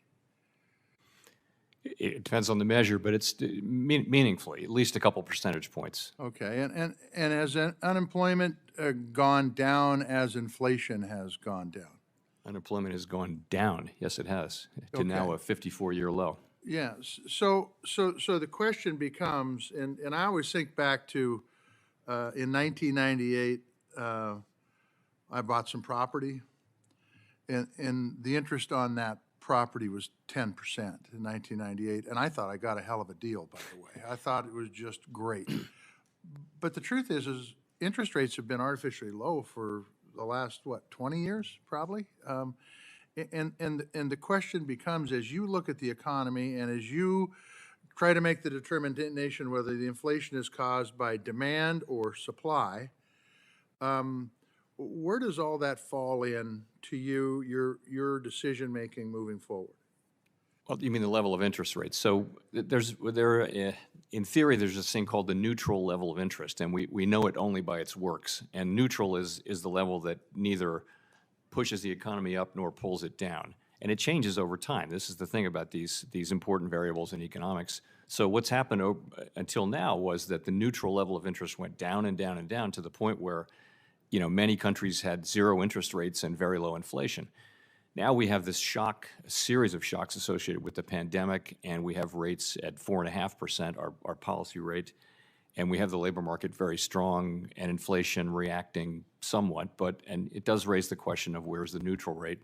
Honestly, we don't know. I think we look at the current situation and we see that there's not a lot of evidence hard to make a case that we've over-tightened. It means we need to continue to tighten. I think we're very mindful of the lags with which our policy works. We don't think we need a significant increase in unemployment, and we're certainly not aiming for one.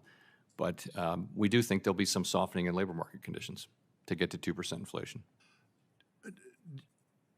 When you're looking at interest rates, I know we talk about energy prices here and the price of gasoline, and then if you go over and Europe is much, much higher. Are we comparable? I'm just curious. Are we comparable with our interest rates here as with, say, Europe?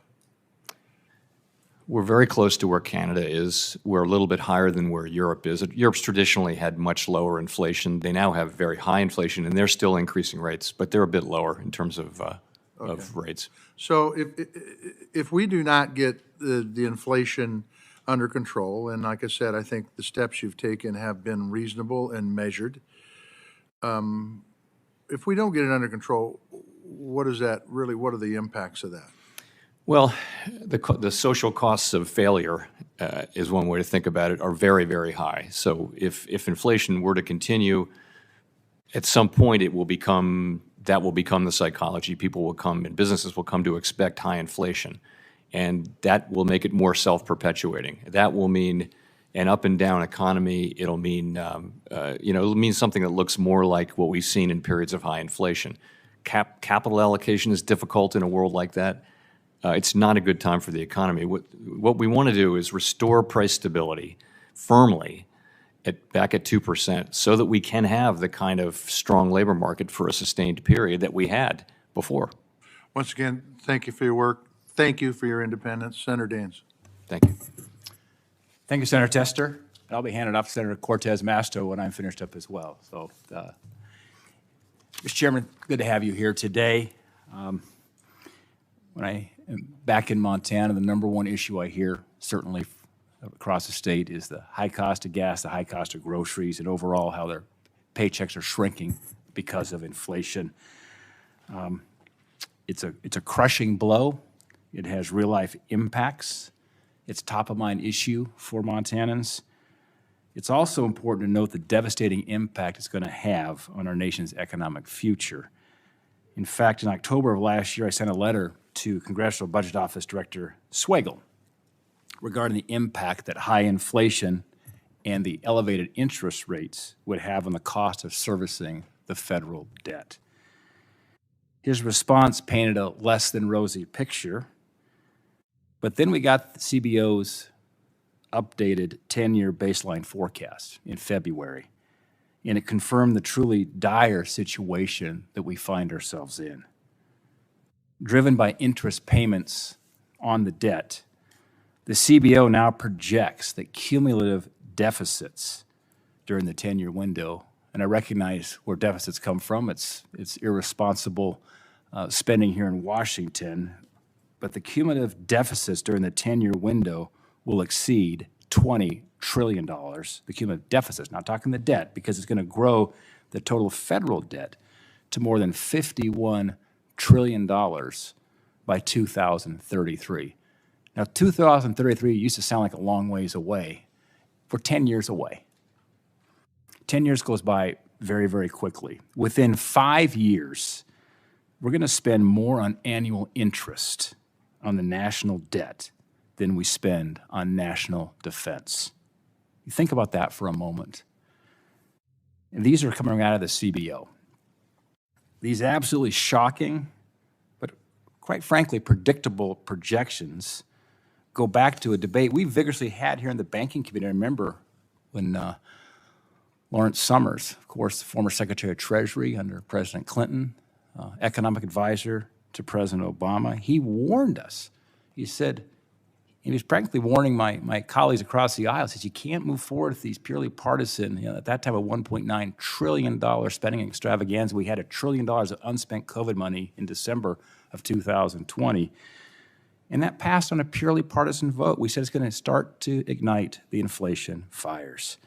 So I certainly hope the president's budget, which we expect to see later this week, will propose pro-growth policies that can get us out of this mess. And I would argue almost an existential crisis as we look at what's going to come at us here over the course of the next 10 years with debt and service on that debt. Unfortunately, as the president said in the State of the Union address, the president says he's going to raise taxes. That's a recipe for disaster. It's going to crush productivity, discourage investment, stifle economic growth even further. I want to turn to my questions now, Chairman Powell. You're raising interest rates to combat the inflation we've seen in the economy over the past few years. Is that correct? Yes. And although this is the domain of Treasury, a higher Fed's fund rate will mean higher borrowing costs. Is that correct? Yes, all else equal. So I just want to connect the dots here around inflation was sparked. One of the big reasons was massive spending here in Washington. And now we're going to be bearing the challenges with higher debt service over the course of the next several years, where we're going to see debt service exceeding defense spending, which is we see the threats of China, threats around the world. I think it's very, very concerning. Now, as a grandfather of 4, soon to be 5 grandchildren, this is things you think about more and more as you look forward. I want to change here and talk about American energy. When the war in Ukraine broke out, many feared that Russia would cut off natural gas exports and cause energy inflation to spike.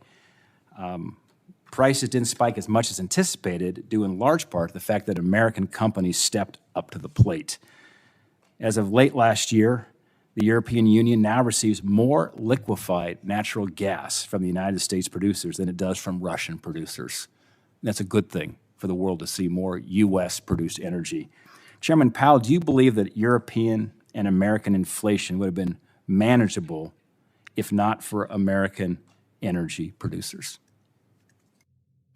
I certainly think that particularly our natural gas assets have helped Europe make the transition. Any sense of how much worse the global energy picture would be if you would imagine a world where we're not producing and shipping energy to other countries? It'd be hard to estimate. Probably worse. Yeah, I mean, I think it's been clearly Europe has managed better than expected, and a part of that story is just U.S. energy experts. Also, the winter wasn't as bad, and the Germans made some good decisions. Yeah, we made some prayers that says we need to pray for a warm winter for Europe, and I think they got one, which was something that's been helpful. I'm out of time here. I'm going to send this back over to Senator Cortez Masto. Thank you. Chairman Powell, it's great to see you. Thank you so much. I know it's been a long morning. Always appreciate you coming to talk with us here on the committee. I want to first align myself with the remarks from Chairman Menendez supporting a Latino nominee to the open seat on the Federal Reserve. It's been more than 100 years, and a Latino has never served on the Federal Reserve Board. And I know there are many strong Latino economists and economic experts who would capably serve. So I want to put that out there. Chairman Powell, I also sit on Senate Finance. Right across the way, we are talking about affordable housing. I think for purposes of so many of us across the country, including in Nevada, when we talk about affordable housing, it's also about workforce housing. It's about making sure families that are working so hard have an opportunity to keep a roof over their head. Right now in Nevada, if you're making minimum wage, you have to work 75 hours a week just to be able to afford housing. And so I want to talk to you about this. I was distressed to see in the report that that activity in the housing sector has contracted as a result of the elevated mortgage rates, and you've been talking about that. I often hear from Nevadans who say, I don't know if I'm ever going to own a home, and many feel resigned being stuck in a cycle of renting. So, Chairman, how do the Federal Reserve economists and leaders think about the balance between keeping interest rates low to spur that affordable home building and home buying while addressing inflation? We have a dual mandate from Congress, as you well know, which is maximum employment and price stability, and that's really what we take into account. We don't, and of course, interest-sensitive spending is the thing that gets the most support when we cut rates, and the thing that is most affected when we raise rates, and that means housing to a significant extent. That's not a choice that we make. That's just the way it works, and we only have really one tool, which is monetary policy. So, you know, we don't really try to use our tools to affect broader housing policy, but really just to achieve our statutory goals. It happens to just unfortunately be in effect as you try to achieve your statutory goal. Is that? Yes. Yeah. Yes. And so I want to have you have the opportunity to address Senator Warren's conversation with you earlier about the tools that you have and the impact that it has on causing potentially more people to be unemployed, and this obviously has an impact on their ability to afford homes as well. Couldn't you address that? I'd be glad to. I want to be clear that we do not seek, and we don't believe we need to have a very significant downturn in the labor market. And it's not just hope. I think if you look at the situation in the labor market, you've got all these job openings, and in principle, you could reduce the job openings without seeing a really significant increase in unemployment. Also, you're starting from such a strong labor market. It seems as though you're a long way away from anything that looks like a recession, just looking at the labor market by itself. So, honestly, we don't know that we need that there will need to be a really significant downturn. Other business cycles had quite different backstories than this one, and we're going to have to find out whether that matters or not. But I do think that, and I've said all along, and my colleagues and I have too, that we believe that we can. There's a path to restoring 2% inflation with less significant effects on the labor market than have typically been seen in downturns. And for purposes of the general public, the people, Nevadans that I know that are struggling, we have one of the highest, we've talked about this, and thank you for always being willing to talk with me. We have one of the highest unemployment rates in the country. Our service sector was hit so hard. We're still at over 5% just in Southern Nevada. We have high gas prices. We have grocery prices. We have housing prices that are high. So one of the things that you have commented on, and you just did again, but I know it was in your opening remarks, that, and it's quoted right here, and let me just say, you say our overarching focus is using our tools to bring inflation back down to our 2% goal and to keep longer-term inflation expectations well anchored. For the general public, for those working families and people, why 2%? Why is getting it to 2% so important? So that has become the globally agreed, essentially all major central banks target 2% inflation in one form or another. How does that help my Nevada families? How does that help people in Nevada? I'll tell you how it does. And it's I guess it's obviously not, it's not obvious how that is, but 2% inflation, to have people believe that inflation is going to go back to 2% really anchors inflation there, because the evidence is and the modern belief is that people's expectations about inflation actually have an effect on inflation. If you expect inflation to go up 5%, then it will. If everyone kind of expects that, because that's what businesses and households will be expecting, and it'll kind of happen because they expect it. So having a 2% inflation goal, which we had for many years, de facto we had it, then we formally adopted it in 2012. But for years before that, we were effectively targeting 2% inflation. And what that meant was that inflation, it's one of the reasons why inflation was low and predictable, is having a real target and sticking to it, not changing it, at convenient moments. So we think it's really important that we do stick to a 2% inflation target and not consider changing it. We're not going to do that. It just is. People will be better off if the whole question of high inflation is just not part of their lives. That's kind of the definition of price stability. It's if people live their lives without having to think about inflation all the time. Thank you. I notice my time is up. Thank you so much, Senator. Senator Lummis. Thank you very much, Madam Chairman, and welcome Chairman Powell.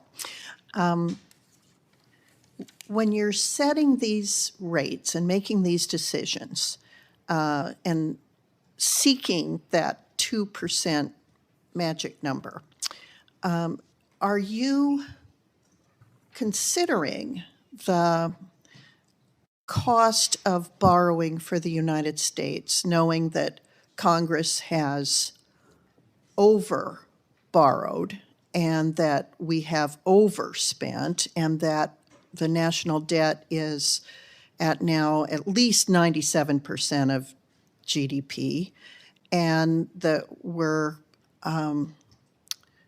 going to face challenges of our own making. This is not about what the Fed has done. This is what about the Congress has done that you have to factor in to your decisions. Do you think about the costs of borrowing for the United States itself? No, we do not, and we're not going to. In other words, that would be fiscal dominance. If we were, constrained in our monetary policy by the budgetary situation of the United States, and we're not. We're clearly not. The path we're on is not sustainable, but the level of debt that we have is not unsustainable. Is sustainable. Put it that way. So we don't think about interest costs when we make monetary policy. We think about maximum employment and price stability. It's your opinion that the level of debt we have is sustainable? Yes, I mean we could clearly we have the largest economy in the world. We can service this debt. That's not the problem. The problem is that we're on a path where the debt is growing substantially faster than the economy, and that's kind of by definition in the long run unsustainable. And the way countries have gotten fixed that is with longer term programs that have bipartisan support and that address the actual problem in the budget. That's really the formula. Thank you. I'm going to switch to stablecoins. You're a member of the President's Working Group on Financial Markets. The working group called for bank-like regulation of stablecoins in late 2021. Then on January 3rd of this year, in a joint staff statement, the federal banking agencies stated that even after the bank's capital, BSA, AML, and risk management, a bank issuing a stable coin on a, quote, open, public, or decentralized network is highly likely to be inconsistent with safe and sound banking practices. I'm going to say that again. Even after a bank's capital, BSA, AML, and risk management, a bank issuing a stablecoin on an open, public, or decentralized network is highly likely to be inconsistent with safe and sound banking practices. So I'm a little confused about where we're heading on stablecoins. Does the January 3rd statement mean that the Fed has decided that stablecoins on a permissionless distributed ledger have no place in banks? So I think that there are real concerns about permissionless public blockchains, and the reason is that they've been so susceptible to fraud, to money laundering, and all of those things. So I think what you heard from the federal banking agencies in one of their reports was that they would tend to look at those as not consistent with safety and soundness. And what about properly regulated stablecoins? Do you think they could have a place in our banking system? I certainly think that in a world of appropriate regulation, where the same activity, where stablecoin activity gets the same regulation as comparable products in different places, then there certainly could be a place for stablecoins in our financial services sector. Thank you. The European Union, UK, Australia, Switzerland, Singapore, and others have all moved over the last few years to create a legislative framework for digital assets. The European Union in particular is attempting to be a standard setter again, like it was with its data protection rule. Is the United States in danger of being a rule taker, not a rule maker, when it comes to digital assets? I do think it would be important for us to have a workable legal framework around digital activities. I think that is important and something Congress, in principle, needs to do because we can't really do that. Yeah, thank you. Senator Gillibrand and I agree with you. One area we've already seen is in the Basel Committee on Bank Supervision. They propose prudential treatment for crypto assets framework, setting forth banks' capital standards for digital assets.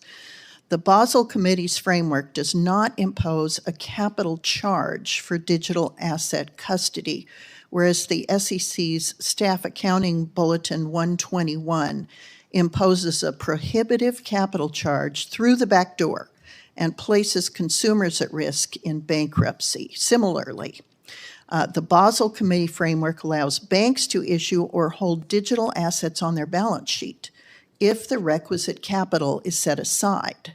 So back to January 3rd, 23, the Fed and other bank regulators have said that it is forbidden for a U.S. bank to conduct these activities no matter the capital. So my question is, what does the rest of the world know about digital asset regulation that we do not, that the Fed does not? So as we discussed, this is an SEC staff accounting bulletin, and it's not something that the Fed issued, and I'd be loath to comment directly on it. The issue is, and what concerns me, is that the Fed and other federal banking agencies are not following international norms on digital asset regulation. That's just my comment. Thank you, Chairman Powell, for being here. I now recognize Senator Smith. Well, thank you. And Chair Powell, it looks as if Senator Britt and I are the last people standing at this committee hearing. Thank you for passing on the gavel to Senator Lummis. And I want to thank you for your service and for our recent conversation. And before I get into my questions, I would just like to note there's been a good back and forth amongst our committee around some of the big economic challenges and opportunities that we face in this country. And I would just like to note that the programs and the spending that the ranking member and some of our colleagues have blamed for inflation provided critical relief that kept working families and small businesses afloat during a global pandemic. And in fact, many of these policies were passed on a bipartisan basis and signed into law by both Republican and Democratic presidents. And I also just want to add that the laws that the Democrats passed to lower prescription drug costs and healthcare costs and to lower energy costs for Americans are helping to lower basic costs for families, all of which, by the way, was fully paid for. So I return, Mr. Chair, to what you have said to me privately and to all of us publicly, which is what we ought to be looking for is striving for bipartisan solutions to find a path forward. And in fact, Senator Lummis and I were just talking about this yesterday when it came to housing policy. So just want to put that out there. When you and I spoke yesterday briefly, we talked about the Community Reinvestment Act, and I know that I appreciated the chair raising this point earlier in the hearing. But I want to just return to that briefly. I am very glad to see, it's been about a year since the Fed and the OCC and the FDIC issued the proposed rule to modernize implementation of the Community Reinvestment Act. I don't think that the proposal was perfect by any means, but it does make really important improvements to how, through the CRA, financial services organizations can serve and meet the needs of communities that are full of assets but lack the resources to make it happen like wealthy communities can. So I think, Chair Powell, you indicated that you expect this new CRA rule to be finalized in the coming months. Is that what you indicated? Yes, that's right. And can you just tell us, with the departure of Dr. Brainerd, who will be spearheading the CRA efforts? So I've asked Vice Chair Barr to be responsible for moving the project forward. Of course, it has to go to the whole board, right? And everyone gets a vote on that. But he'll be pushing it forward. That's great. Thank you.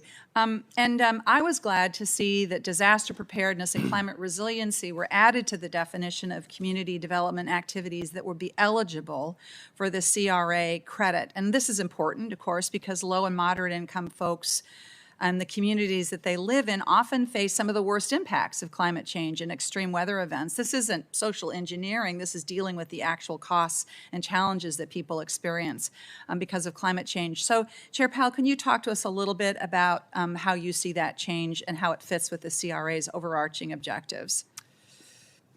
So I think it fits for the reasons that you said. Honestly, I'm a week or so away from getting a briefing on where the proposal lies, so I'm reluctant to touch on. I mean, I'd rather wait till after I'm fully briefed on where that agreement came out, after the FOMC meeting. So. Thank you. That's fine. I'll look forward to continuing this conversation with you and with Mr. Barr, and just appreciate this. I think, my view of this is that climate change and the economy are inextricably linked, and the reality is that climate-related action or inaction has a direct financial impact on people and our economy. I was wondering if you would just be willing to update us briefly on some of the next steps that the Fed is going to be looking at as you evaluate the resilience of financial institutions with respect to climate risk. There's this pilot project that just was started in January, I think it was, of this year, and I'm curious to know how you see next steps there.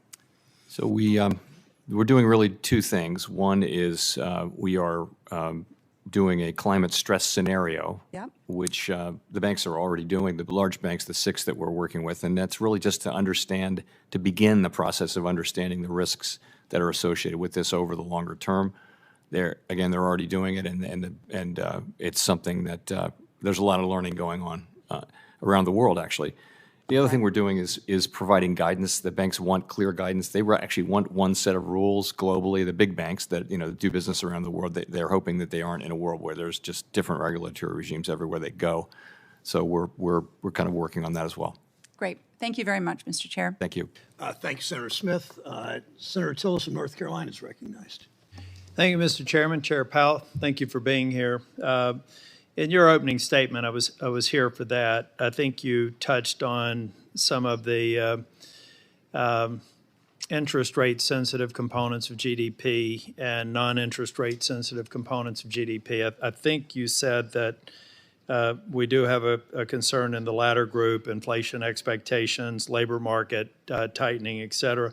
Can you tell me a little bit about how you're looking at the interest rate sensitive and non-interest rate sensitive readings, and whether the Fed, what sort of Fed actions can take place to avoid a zero landing? Sure. So on the housing sector, of course, is intersensitive spending is the thing that they're very directly affected by our policies almost right away. And the poster child for that is housing. And so you've seen mortgage rates now go back up over 6%. You've seen housing starts come down. Activity in housing has declined as people are reluctant to get out of their the low rate mortgages they had before. So housing activity is slowing down. On the other hand, housing prices went up in the aggregate more than 40% since the beginning of the pandemic. So we may be seeing some price correction on that too. So that's coming along. And housing inflation, which is a big part of the CPI, a little bit smaller part of the PCE, the inflation measures we follow, or we rely on, that will be coming down because of the slowdown in the housing market. I guess I would say the service sector is probably less interest sensitive than that, and that's restaurants, it's travel services, travel and leisure, it's healthcare, it's financial services, healthcare services, all those services, and that's a big part of our economy. This sector is 54%, I guess, 56% of consumer spending on non-energy and food. So it's very important, and it's about having a little bit softer demand and about having some softening in labor market conditions. We think our tools will work on that, but we do expect that will take time. Thank you. I know the chairman in his opening comments mentioned a belief, I don't want to misquote him, but a belief that we have too little capital in the banking sector. May be true of a couple of banking institutions, but how do you feel about the current capital that our broader banking sector, irrespective of where they are in size? What concerns, if any, do you have about the capital that we see out there already? So I supported all of the capital raising that we did. I joined the Fed in 2012, and we were in the middle of implementing all those Dodd-Frank increases, and I supported all of them after careful thought and discussion with my colleagues. I think the new vice chair is doing what new vice chairs do, which is to take a fresh look and ask the question, even though I think we all agree capital is strong, certainly the vice chair does. The question is it at the right level? And I think that's what happens with a new vice chair for supervision. We don't have any proposals yet, but at some point we will. Yeah, I'm going to be meeting with the vice chair, and we'll drill down on that topic. But I do know, I was over in Finance Committee, so I wasn't here, but I do know that several members, well, first off, we know that Vice Chair Barr is looking at a holistic review of capital requirements. I think that that's a good idea. But I have to ask a question. Do you think, does the Fed consider the bipartisan passed Senate Bill 2155, which is currently the law of the land, superior to any of the Basel requirements or any holistic review process? In other words, it is the law of the land. How does that weigh into how these reviews go? So 2155 was, I think you're talking about tailoring. So Dodd-Frank actually called for tailoring, and what 2155 did is it said change may tailor to shall tailor, and it also changed the thresholds. Yep. But tailoring is an absolutely bedrock aspect of our bank regulatory system, and anything that we do is going to reflect what we think is appropriate tailoring between the different sizes and risks of the financial institutions that we supervise and regulate. What we were trying to accomplish as a part of that, I don't expect you to respond, I know that we're coming to the end of the hearing, is that a holistic review of a financial services institution is going to reveal the fact that many of these financial institutions are very different based on the activities that they're most involved in. And those sort of holistic reviews may actually result in increasing capital requirements for two banks that look like peers, but not for another because of the inherent risk associated with their business focus. Does that make sense? To your earlier point, though, the law, the Dodd-Frank language, and as amended, actually requires that we take those things into consideration. So we certainly will. We will. Thank you. Thanks, until Senator Warnock is recognized from Georgia. Thank you so very much, Mr. Chairman. Before I begin my questions, I know that this committee will soon consider a new nominee to serve on the Federal Reserve Board of Governors. And while it has not historically been the case, it seems to me that the board should reflect the diversity of our nation, that those things are connected. Policy and representation are connected. And I hope that we will see sitting before this committee a nominee that pushes us closer towards our ideals of e pluribus unum, out of many. One, and I support Senator Menendez and others who have called for a diverse nominee, specifically the fact that we've never had a Latino person serve on the Federal Reserve Board. I think it's a huge oversight, and I hope we can move quickly in that direction. That said, my state of Georgia is in a housing crisis. Like much of the country, the Federal Reserve Bank of Atlanta has designated owning a home in Atlanta as unaffordable to the average home buyer. But this is not just a city problem. Harris County, Georgia, with a population of less than 35,000 sitting on the border of Alabama, is also rated as unaffordable.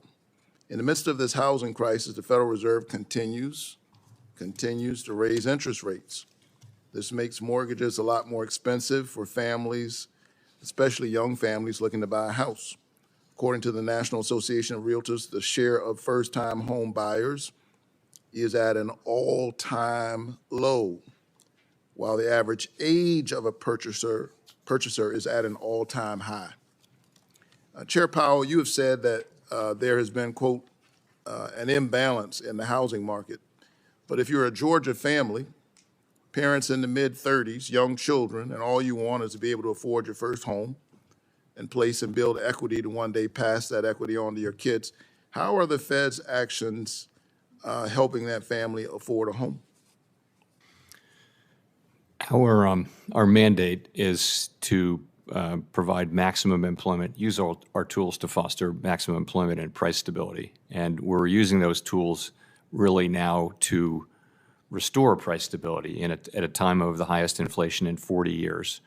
I think that the same people who are having high mortgage costs, if they have a floating rate mortgage, are also experiencing high costs for all the basic necessities of life. And one of our most fundamental roles at the central bank is to keep price stability. So we have to prioritize that in what we do. Yeah, I understand the tools and the mandate, but my concern is that we could have a cure that's worse than the disease. It doesn't do families any good if we stabilize housing prices while mortgage rates continue to skyrocket. It doesn't matter to me why a house is unaffordable.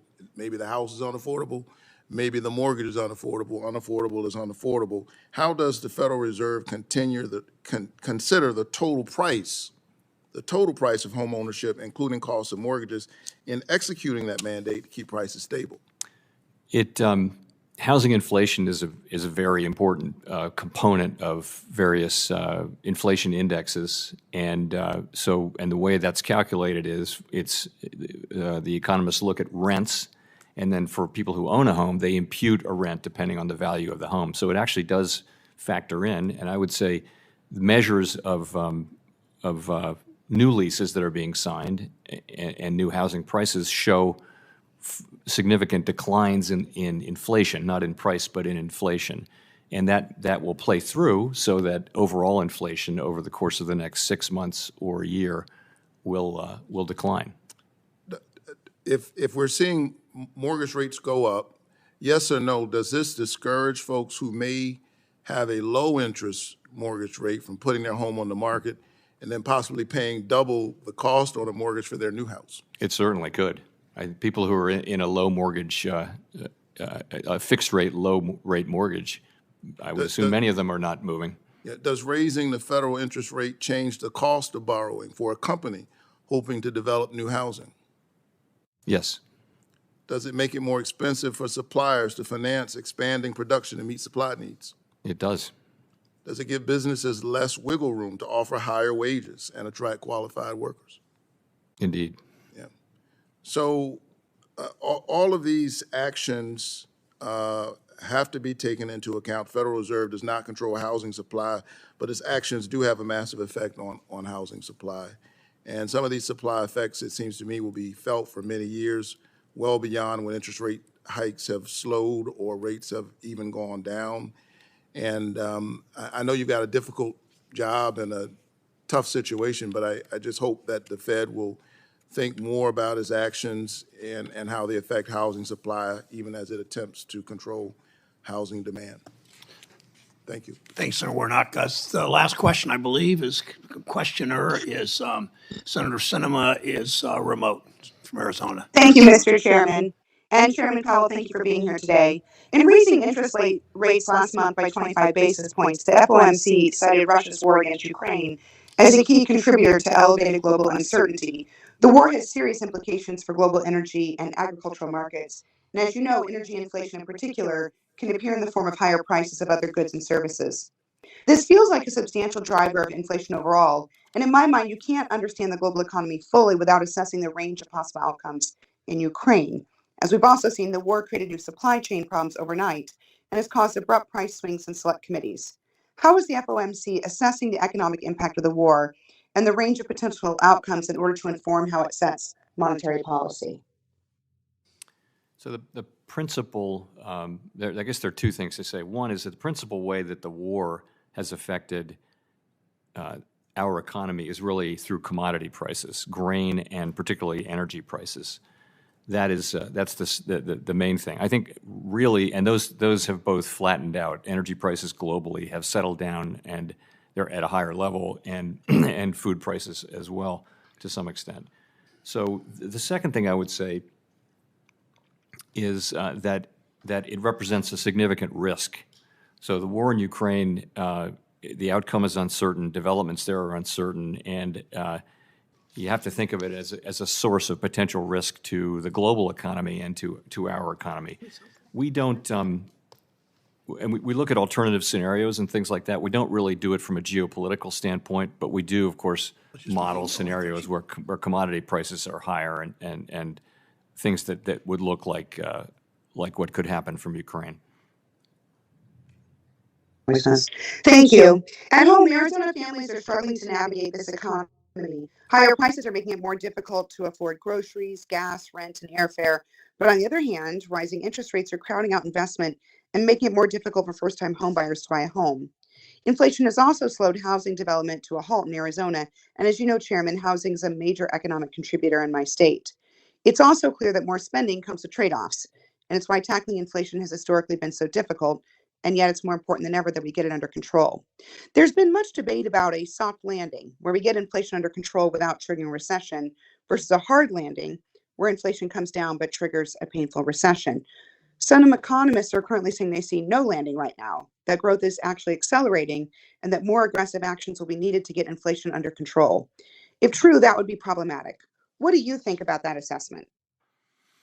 Well, as I mentioned earlier, I think if you look at the data that's been coming in since earlier this year, you have seen stronger labor market conditions, higher inflation, stronger consumer spending, and also we saw some of the low inflation readings from the fourth quarter of last year revised away. If you take all of those, they kind of they may be to some extent related to things like seasonal adjustments or a warm January, but nonetheless, they all point in the same direction, and they do suggest that the possibility that that ultimately would need to raise rates higher than had been expected. Of course, we have 2 or 3 more very important data releases to analyze before the time of the FOMC meeting. Those are going to be very important in the assessment we have of this relatively recent data. We'll be looking carefully at that, and all of that will go into making the decision, which we have not made, but making the decision that we'll make about what to do at the March meeting. Well, thank you. On February 23rd, the Fed, the FDIC, and the OCC released another joint statement on crypto assets and liquidity risks posed to banking organizations. It's clear that regulators see undue risk for banks in the current environment and are taking a more conservative approach. Do you believe these risks are inherent to crypto assets and how they behave, or are some of the risks a product of the current regulatory and policy landscape for crypto assets in the U.S.? So we're seeing, really, in the last close to a year now, we've seen just a remarkable set of events in the crypto space. Lots of companies collapsing. We've seen massive fraud. We've seen all kinds of things. I think, we have to be open to the idea that somewhere in there is technology that can be featured in productive innovation that makes people's lives better. However, in the near term, we see in crypto activity lots of things that suggest that regulated financial institutions should be quite cautious.